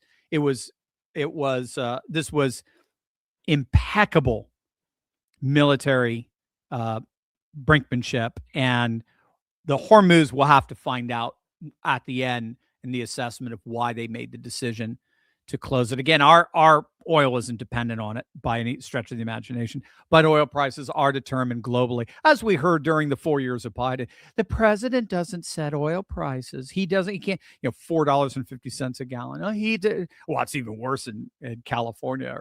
I was going to say in Pennsylvania where you are, but I know you're in the great state of Florida, but it was even high in Florida when we were down there in the Keys. But yeah, it's set globally. So, so we'll have to see, but the prices are going to come roaring down. We know that when this is all over. MK, your video yesterday about Trump negotiating with different factions reminded me of the United States negotiating with Japan in 1945. You had those who wanted to make peace, led by the emperor and the navy, and you had those who wanted to continue to fight, the imperial army. Right, like the Japanese, these Japanese fighters on islands, throughout the South Pacific that they would find war was over for like months and they were still fighting. In fact, the army sent in soldiers to the imperial palaces to stop the emperor's radio recording from happening. The more things change, the more they stay the same. Thoughts? Brilliant. No, that's great. Yeah, it is what happens when a regime collapses. And that's the key to what's happening with this, quote, ceasefire. It's not a ceasefire. I mean, they're calling it a ceasefire. That's fine. No problem. But traditionally, it's not a ceasefire because it is not with an official government. There is no official government in Iran. There are factions. And these factions are trying desperately to try to position themselves as the de facto government. And the good news about it is the more we work with one faction, the more pressure it puts on the other faction to try to take him out. Now, the Japanese wouldn't have done that with the emperor. He was still considered divine and sacred. But nevertheless, this is what you just described on steroids. Yeah, very fast. And again, it's an indicator that they're falling apart. Robo Guy, MAGA is 100% behind him, but you're forgetting independents and disaffected liberals. Glad Trump is at least trying to end the Iran war now, but the war also risks alienating these two before the midterms. Yeah, yes. No, I will definitely. That is a valid insight. It is also predicated that they would have showed up in the midterms. Had Trump not bombed Iran. And disaffected independents are known to be disaffected because they're low prop voters, and low prop voters by definition don't show up. They can't be depended to show up. So that was the strategy for the mail-in voting Cliff Maloney was doing in Pennsylvania. Identify the low prop voters, no prop voters, and get them to turn in the ballot early because you can't depend on them showing up at the ballot box. So I guess if we're implementing that same strategy, that'll apply. But generally speaking, low to no prop voters can't really be dependent on to vote, especially in the midterms. We got to remember, and I've said this over and over and over and over again, MAGA is not a congressional movement. It's not a midterm movement. It's a presidential movement. It's an Article 2 movement. It's an executive movement. It's about Trump. And we have yet to see it translate legislatively. We have yet to see it translate into congressional races. And so you just can't be held prisoner by fear of midterms. Certainly Trump isn't. Now he's going all in to making sure we do the best we can in a midterm. But I think a lot of people who know that midterms always suck, for the exception of 3 times, 1994, 1998, and 2002, midterms always suck for the party in power. Always. Except for 34, 98, and 02. They always suck. The party in power always loses. It's called the pendulum swing, right? It's the refractory period is another way of describing it. The party out of power, they crawl over glass to vote because it's an existential necessity for them. Whereas the party in power just gets lazy and they just don't care. It's a pattern that repeats over and over and over again. Now, if ever there were a time we can get a fourth breaking of that trend, I think it's this year, precisely because of the VRA decision, because of all the redistricting, because of all of the gerrymandering that's really made seats 90+% of the seats either solid red, solid blue. So there's not a lot of swing. But that said, you just can't be held. I'm not saying you are, RoboGuy, but you just can't be held prisoner by the midterms. You got to let the midterms play out the way they're going to play out with the best strategy possible. But Trump is going to govern. There's no way around that. He's going to govern. And if disaffected independents and disaffected liberals, independents, if they don't like it, that's their deal. No problem. But he's going to govern. And there's nothing they can do ultimately to stop that. I mean, they're going to impeach him. Who cares? It's a waste of time. Let them. And then all they're doing is they're not going to convict him in the Senate. So an impeachment is just a waste of time. And the Senate could even say that this is a waste of time. You're wasting it. And then that sets up JD to take on the do nothing Democrat Congress in 2028. Will O'Toole, call me naive and ignorant, but please explain how we're paying more for gas when we're energy independent, why Trump isn't encouraging NATO states from buying our fuel. I thought by being energy independent, we could just take care of ourselves. Well, we can't. We can. But oil prices are, crude and so on are a international commodity that's traded on a world stage. So if there is a crisis somewhere, we have an independent oil reserve and independent oil flow that will never call into question our ability to access the oil. But the cost of oil does go up by virtue of the events going on around the world. So it's because it's priced globally. It's not priced domestically. Now, we can lower the prices because we can flood the zone, as it were, with more oil. And Trump is doing that. They're so they're trying to keep those oil prices down. But the bottom line is oil prices are priced globally. But we'll never have a problem with access, and that was the big concern during the OPEC embargo. Then that we didn't even have access to oil, and that was really scary. Harry, Dr. Steve, this Sunday is the first round presidential elections in Peru, and the person currently leading the polls is the right-wing pro-Trump candidate, Keiko Fujimori. Yeah, keep our fingers crossed. Yeah, she's from, so her dad, if I recall, didn't he win? I thought he won, the president, Fujimori. Peruvian, Japanese, and Keiko is awesome. I love Keiko. So yeah, definitely. I can't wait to see that. And then we've got the election in Hungary as well, I believe, this weekend. In human condition, Dr. Steve, if we're in a new era of tribalism, then especially on the woke communist side, how does that affect myth making? Tribalism and myths are interconnected to strengthen beliefs. Yeah. On the left side, I'd have to think about that. I mean, the mythos on the left side seems right now to be very much dominated by third worldism.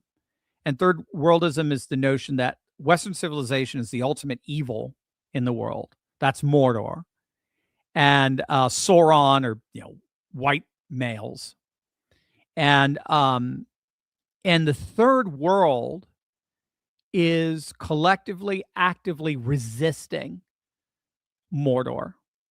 So Gaza, right, or whoever's their latest one, the Iranians, the third world, the global South, they are collectively doing what they can to fight back against the West. And the key symbol of that struggle is Islam.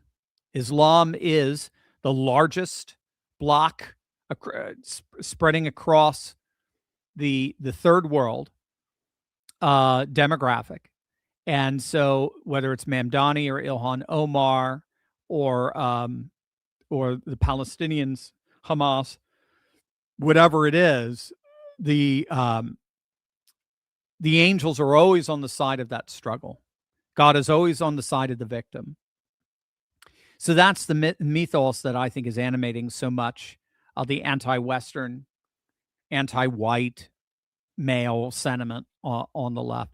And on the right, ironically, one of the concerns is that you're seeing a kind of new right-wing third worldism, and it's using Eurasianism, and it's using which I've interviewed Alexander Dugin twice. I'm a student of his works and very much learned a tremendous amount of him. I am a multipolarist. I do believe that. I don't believe it only moves in one direction. I don't believe it's only Russia and China rising and America falling. Sorry, it's multipolar. Power is dynamic. Power is fluid. There during 2021 to 2020, January 19, 2025, yes, America was decreasing. China and Russia were increasing. But after January 20th of 2025, other way around. Now America increases, China and Russia decrease. And they're being boxed out and they're being pushed back precisely because they are such significant poles. They're such a significant power. So I see multipolarity as networked and much more dynamic and the like. But there is a kind of third worldist mentality on the right that believes that America died post World War II. It was taken over by the deep state that officially took over in a deep state coup in the killing of Kennedy in 1963. And ever since then, the republic that we thought we had has died. It's gone, and it's governed by these, internationalist globalists. Basically totalitarians who use this who use the technology that they have to spy on other people groups, on other nations. Now they're using it domestically in a surveillance state here at home. And so we root for anybody outside of that surveillance apparatus. So we root for China, we root for Russia, we root for Iran. I mean, this is clearly what you're seeing with a lot of the dissident right now. They're all for anyone but America and Europe, or they're for Europe, but only if Europe breaks up. They're for Canada, but only if Canada breaks up, like with Alberta. Although I am very much supportive of Alberta going independent, which it looks like we're getting the referendum. So anyway, so I think they're similar, but that is clearly a mythos. That's not something you prove. It's the basis to sort out the infinite amount of variables in life and put them in a priority structure and enable you to make moral decisions. And I think they're very similar because they're both on the left and the right. This tribalist, they're very similar, and both see America as the true evil. Franz, Dr. Steve, you inadvertently coined the term flaming snowflake. And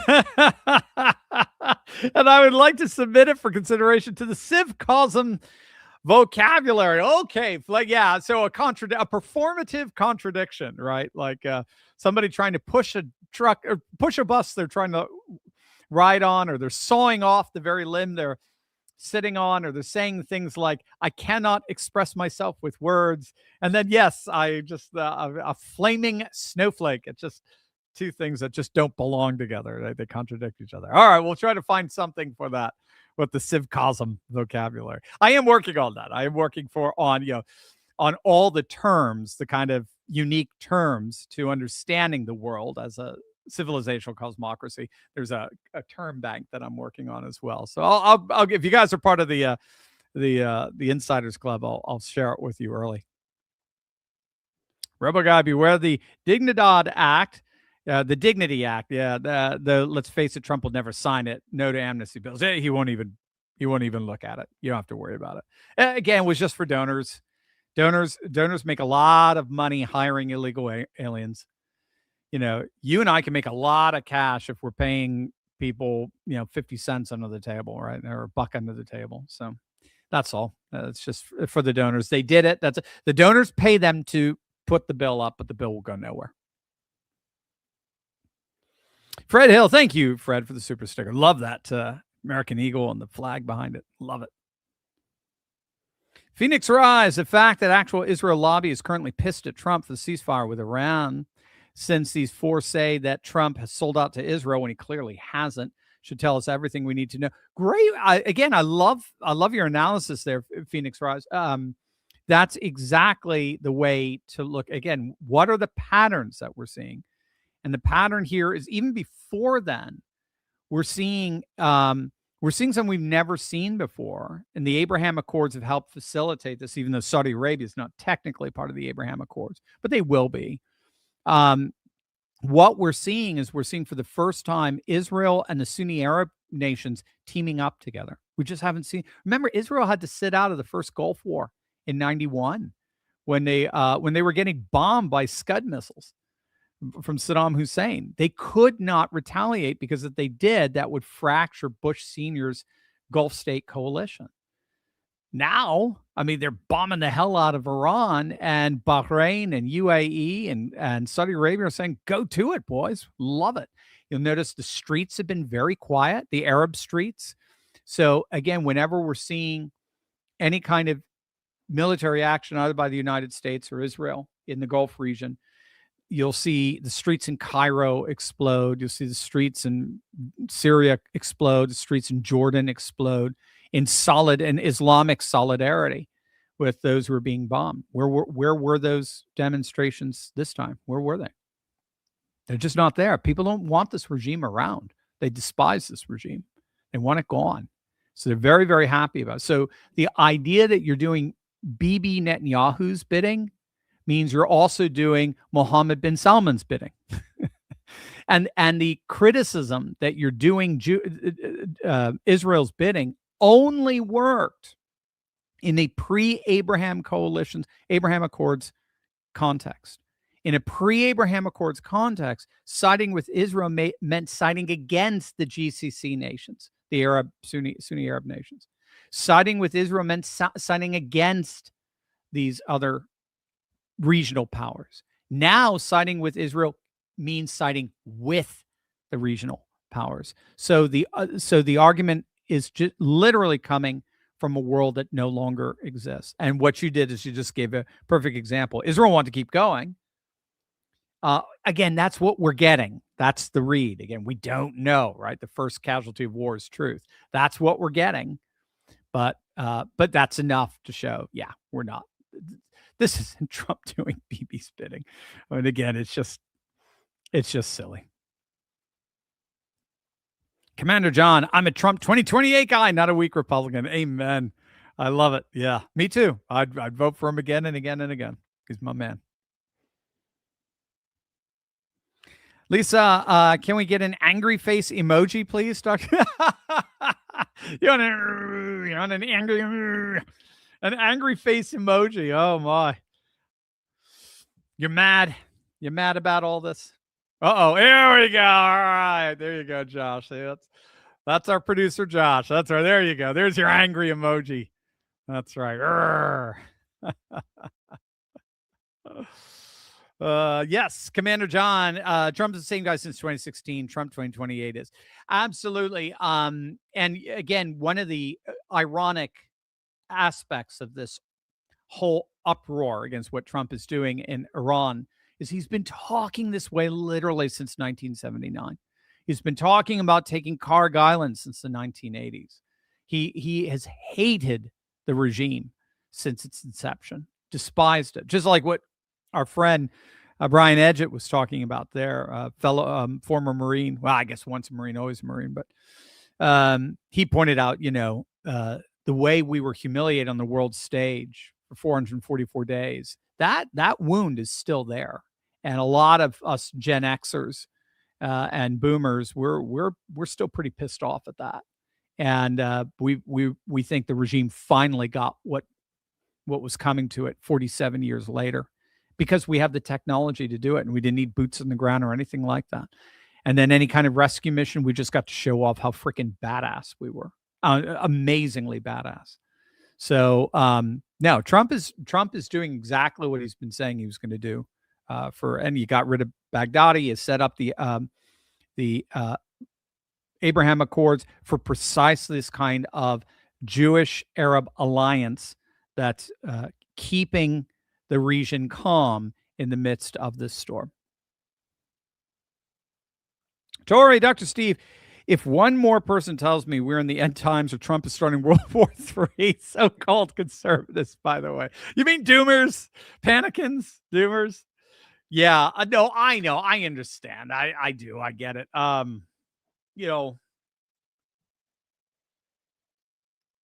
This war, I mean, my analysis is very simple, right? In many respects, I examine current events in light of larger conservative trends to help us better understand what's going on, making sense of the madness. And oftentimes what happens is when a current event takes place that we can't make sense of, we go into a kind of, panic mode. And that we all do it. I do it.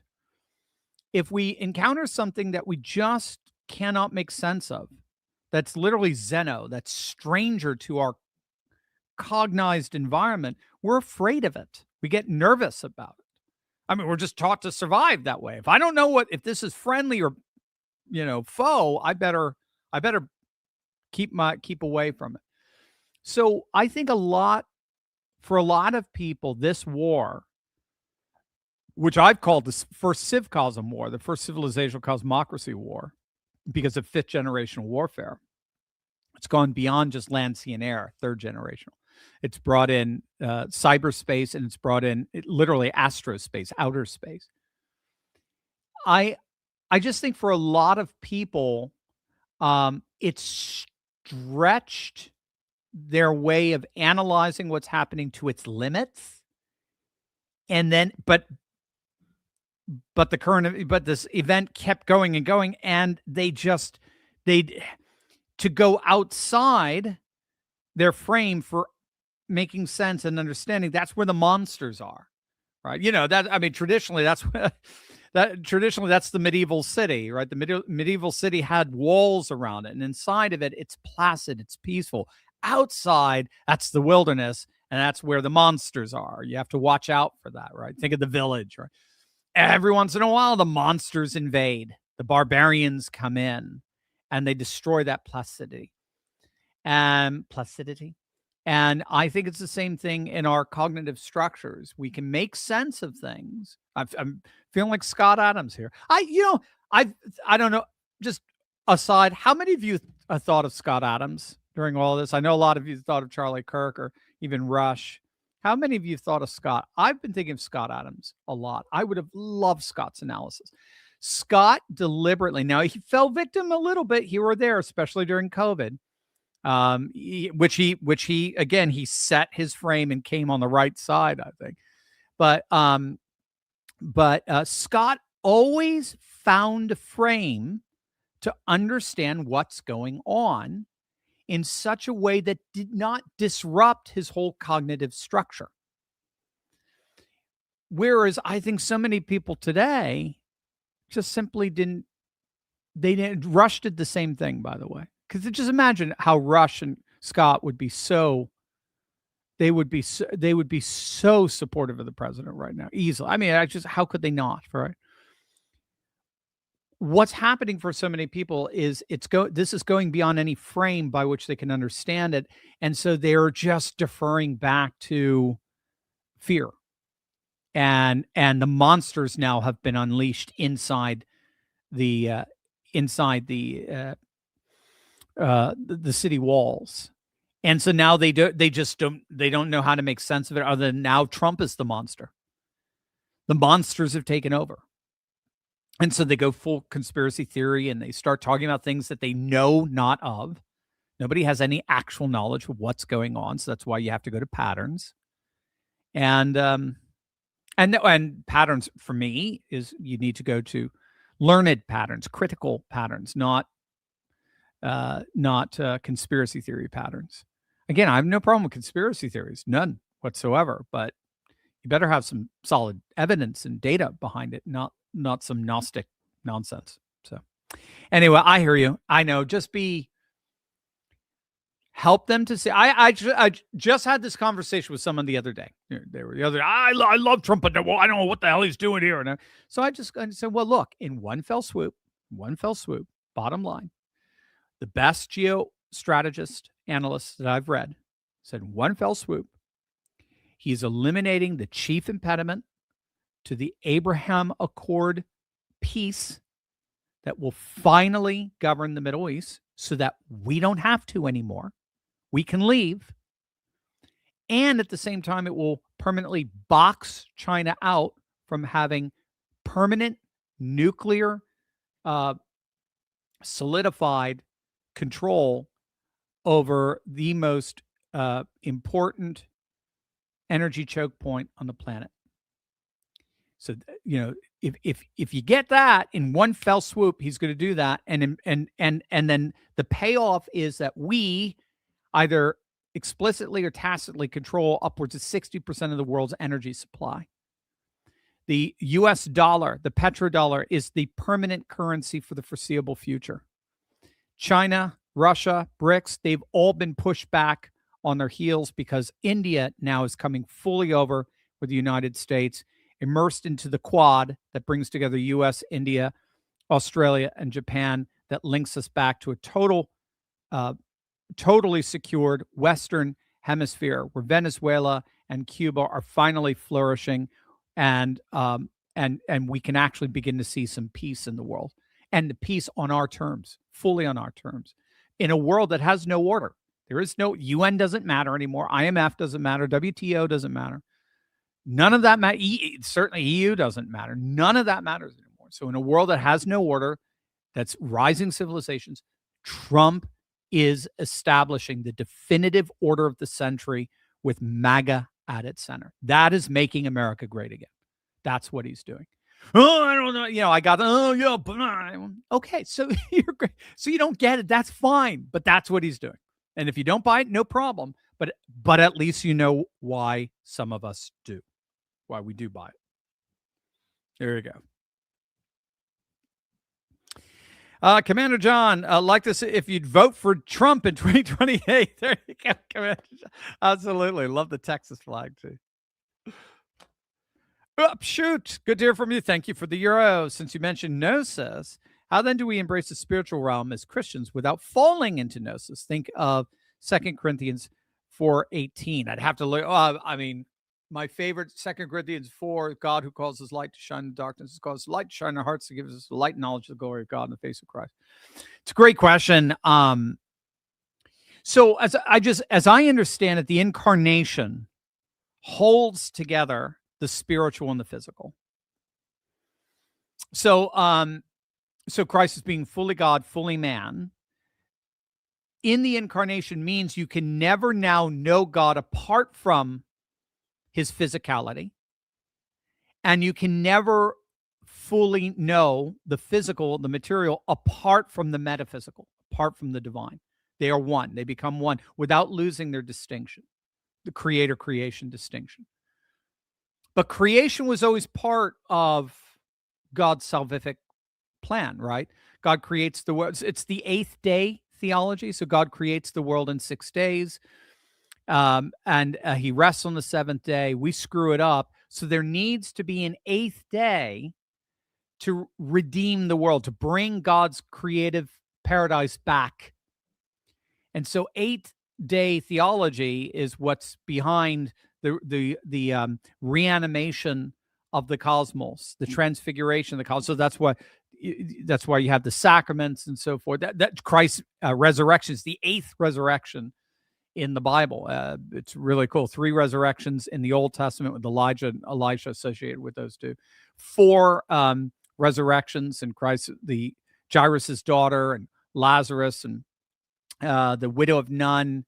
And then in Matthew, was it, I forget, 26, 27 or whatever, you have the mention of the tombs opening after he dies on the cross, the tombs opening, and the saints of old are walking around the streets of Jerusalem.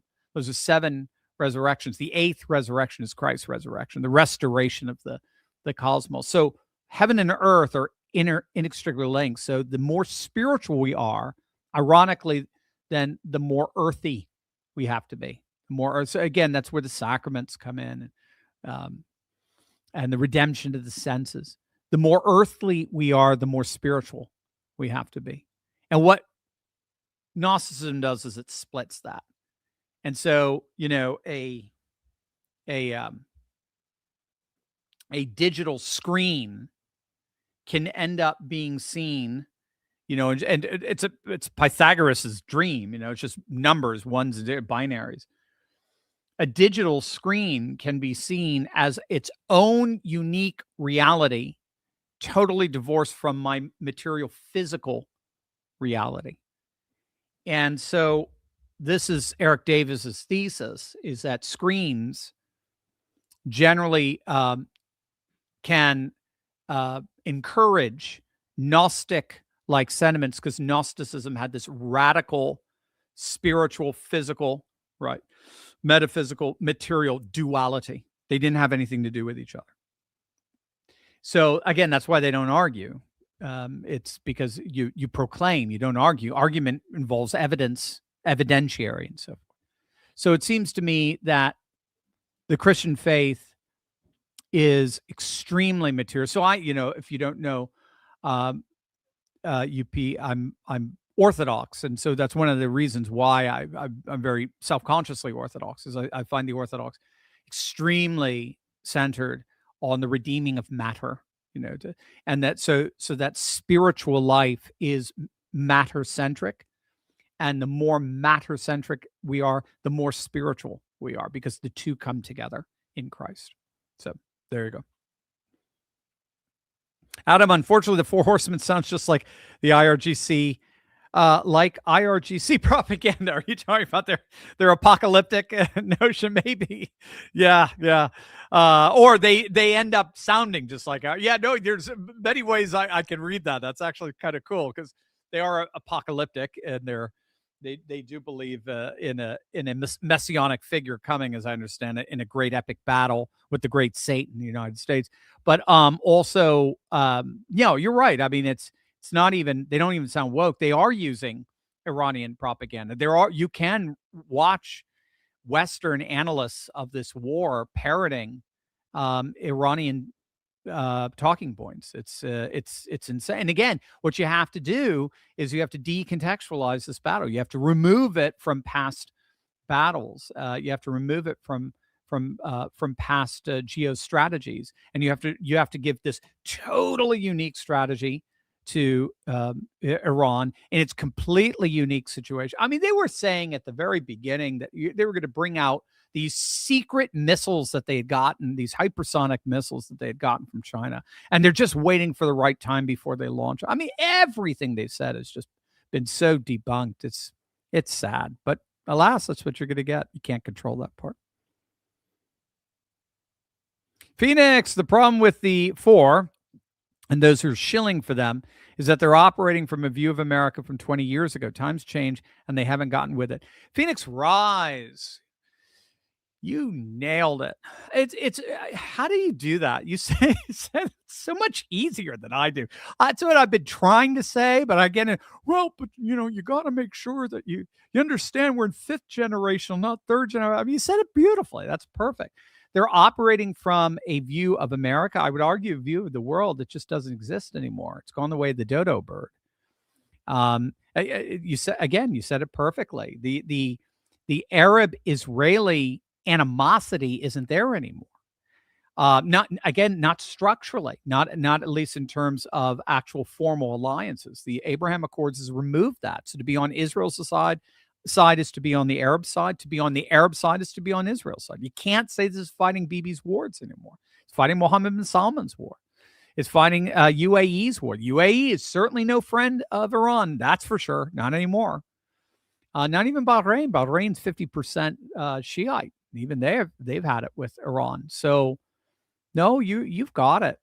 That world doesn't exist. And that's what I say. They're not really doing analysis anymore. They're just, they've started with the moral disgust, and then all they do is just try to find reasons to justify that disgust. Weak and wimpy. If Trump signs an executive order for the Save America Act, how will it be enforced? Is he going to hire poll watchers for the troubled areas? I don't know. That's a good question. They'll have to work out the logistics of it. I'm not sure. I do think we're going to have a Save America Act one way or the other. I do see that. Again, otherwise Republicans just can't stand there with a straight face. I mean, congressional Republicans could, but certainly Senate Republicans couldn't because they haven't done a damn thing. Again, remember, no major non-reconciled bill, non-budgetary bill has passed the Senate in 16 years. It's been effectively shut down since Obamacare. Way of Truth, I voted for Trump, not for the doomers, for the four doomers. He's the one with the knowledge, not them. There you go. I mean, again, beautifully said. Dang, you guys are on a roll here. Beautifully said. If you want knowledge, listen to Trump. He's got it. He's got it all. Don't listen to a bunch of people who claim to have knowledge and have anything but. Sad wings raging. Looking forward to these youths looking back and doubling over in cringe for falling for the woke Reich, like those who fell for communism till up. The woke Reich. That's great. Huh. Writing that down. I like that term, the woke Reich. It's funny. Before this, I think I've even mentioned it to you guys. I didn't believe in a woke Reich. I honestly didn't. I thought James Lindsay was full of it. I didn't buy it. I thought wokeness was totally the product of the left. I thought you had to have sort of this racial binary and of oppressor and oppressed and so on. But once I started being called a Zionist shill, that's when I started going, oh, maybe there is something to that. It took people insulting me to or what they consider to be insults. I could care less. But it took that to make me go, maybe there is something to this, because I was like golden boy for a lot for the same crowd, the Eurasian crowd. I was golden boy during the Russian incursion, the special military operation, February 2022, because again, same thing. I looked at the analysis, I looked at the patterns, and I was convinced this is classic great powers politics. Great powers do not allow for peer competitors in their hegemon. Period. End of discussion. Ukraine was Russia's hegemon.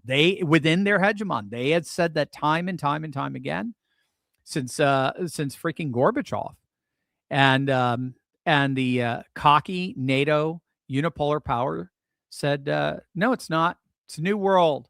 And we decided, and Russia under Putin said, screw you. No, you don't. We're going to take it. We're going to take at least Eastern Ukraine. So I was a golden boy back then. I was, and then by the other side, I was called Putin's puppet, and, pushing Russian propaganda. And how much are you getting paid from Russian propaganda? All that sort of stuff. Now I'm on the other side. Now I'm a Zionist. So I guess I'm doing something right. FONZ, Russia sent a warship in a tanker to the English Channel like Putin is Captain Stubing on the Slav boat. Europe is completely neutered. Of course, the geldings weren't going to help with Iran. Ooh, love that. Yes, the emasculated geldings. Yeah, no, of course. And Putin knows that. We're in the world of an age of great power politics. Trump is showing who's the greatest of the great powers. And Europe's they're not even, they don't even qualify. They're just sitting on the sidelines at this point. Molly, Dr. Steve, thank you for your assessment. At 84, I believe in cutting through all the nonsense. These four people have turned to evil. They need to read the Bible, find God through Jesus Christ. I cannot stand to watch their hypocrisy, waiting for a few lightning bolts. God is good. Thank you, Molly.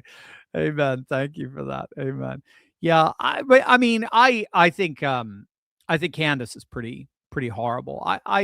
The others, I'm just responding. The others, I tend to see just as really, I don't know. I just think they're mistaken, and they're tapping into a way of assessing the world that this technosis, as I call it, or as Eric Davis refers to it, that that our unique technological period tends to foster. So anyway, yeah, no, I hope they come to their senses and stop with this moral hyperbole. Super duper chat, thank you, Pranakasha Productions. Pranakasha sounds a little Bharat back there. Sounds awesome. Lester, and I am going to have to get going. This is my Good Friday, so we have church services starting pretty soon. On the Orthodox Church, we're a week behind. So Lester, Dr. Steve, do you think Trump is going to pull America out of NATO? And if he does, what will our relationship with Europe look like moving forward? It's a great question, Lester. I did a vid yesterday. I think it was my last three, or my last of my three. I can't remember on the three options we had. There's one called a dormant NATO. There is a what were the three? Dormant NATO. There is the coalition of the willing, and then what was the third one? I forget. Just check it out. But NATO's not going to be the same tomorrow as it was, in '99. It's just not. It's just simply not. And so it looks like what Trump is going to do. Oh, yeah, tiered. There's a multiple tiered NATO or two-tiered NATO. So the first one is you just basically go Canada. We pay 1% of our GDP to NATO. It stays. The structure stays. We go to the meetings and so forth. But everybody knows it's just there in case like a major power invades Finland. I guess now Finland's part of NATO. A major power like Russia invades France. All right, we'll mobilize for that. Not that Europe can really do anything. But in the meantime, you keep it there just in case. But it's like an old shotgun that you built, that you bought years and years ago, and you just don't use. That's the dormant NATO. You can do the two-tiered NATO, where countries that pay 5% will get Article 5 guarantees, and then feckless coward nations like Spain who only pay like 1%, you don't get anything. You don't get any guarantees. And then the third is the coalition of willing. You get rid of NATO, and then you get into a coalition with Eastern Europe, Central Europe, the Visegrad nations, because they're the ones who most fear Russian aggression, and they're the ones paying their 5%. And like Poland, they're the ones who have really serious, awesome militaries. And then you end up in a new alliance with them, and that would be interesting because that would probably include Ukraine, but it would not be NATO. That's the interesting thing. It would not be NATO, but it would be what they're calling a coalition of the willing. They'll have to come up with a new name. So those are your three, but one of those I think is going to happen. And that's it. All right, guys. I love you guys. I don't know. Keep your eye on the channel. If anything comes up, I'll try to do some vids over the weekend. Okay. Oh, do we have a new one? Thoughts on Florida banning Sharia law? Did Florida? You know what? I did not catch. I know. Texas did, passing a referendum. But yeah, this is what we're going to start to see more and more with red states. It's just with civilizational populism, more and more people are just arguing. They're asking the question, are there civilizations that are simply not compatible with Western civilization? And when it comes to Islam, more and more people are saying yes. So that's going to be the new norm. That's what you're going to see. But anyway, keep an eye on the channel. And if I can, since I'll be in church a lot this weekend, but if I can, I will definitely do a follow-up video if anything major breaks. Until then, guys, I'll see you, as always, next week. Love you. God bless.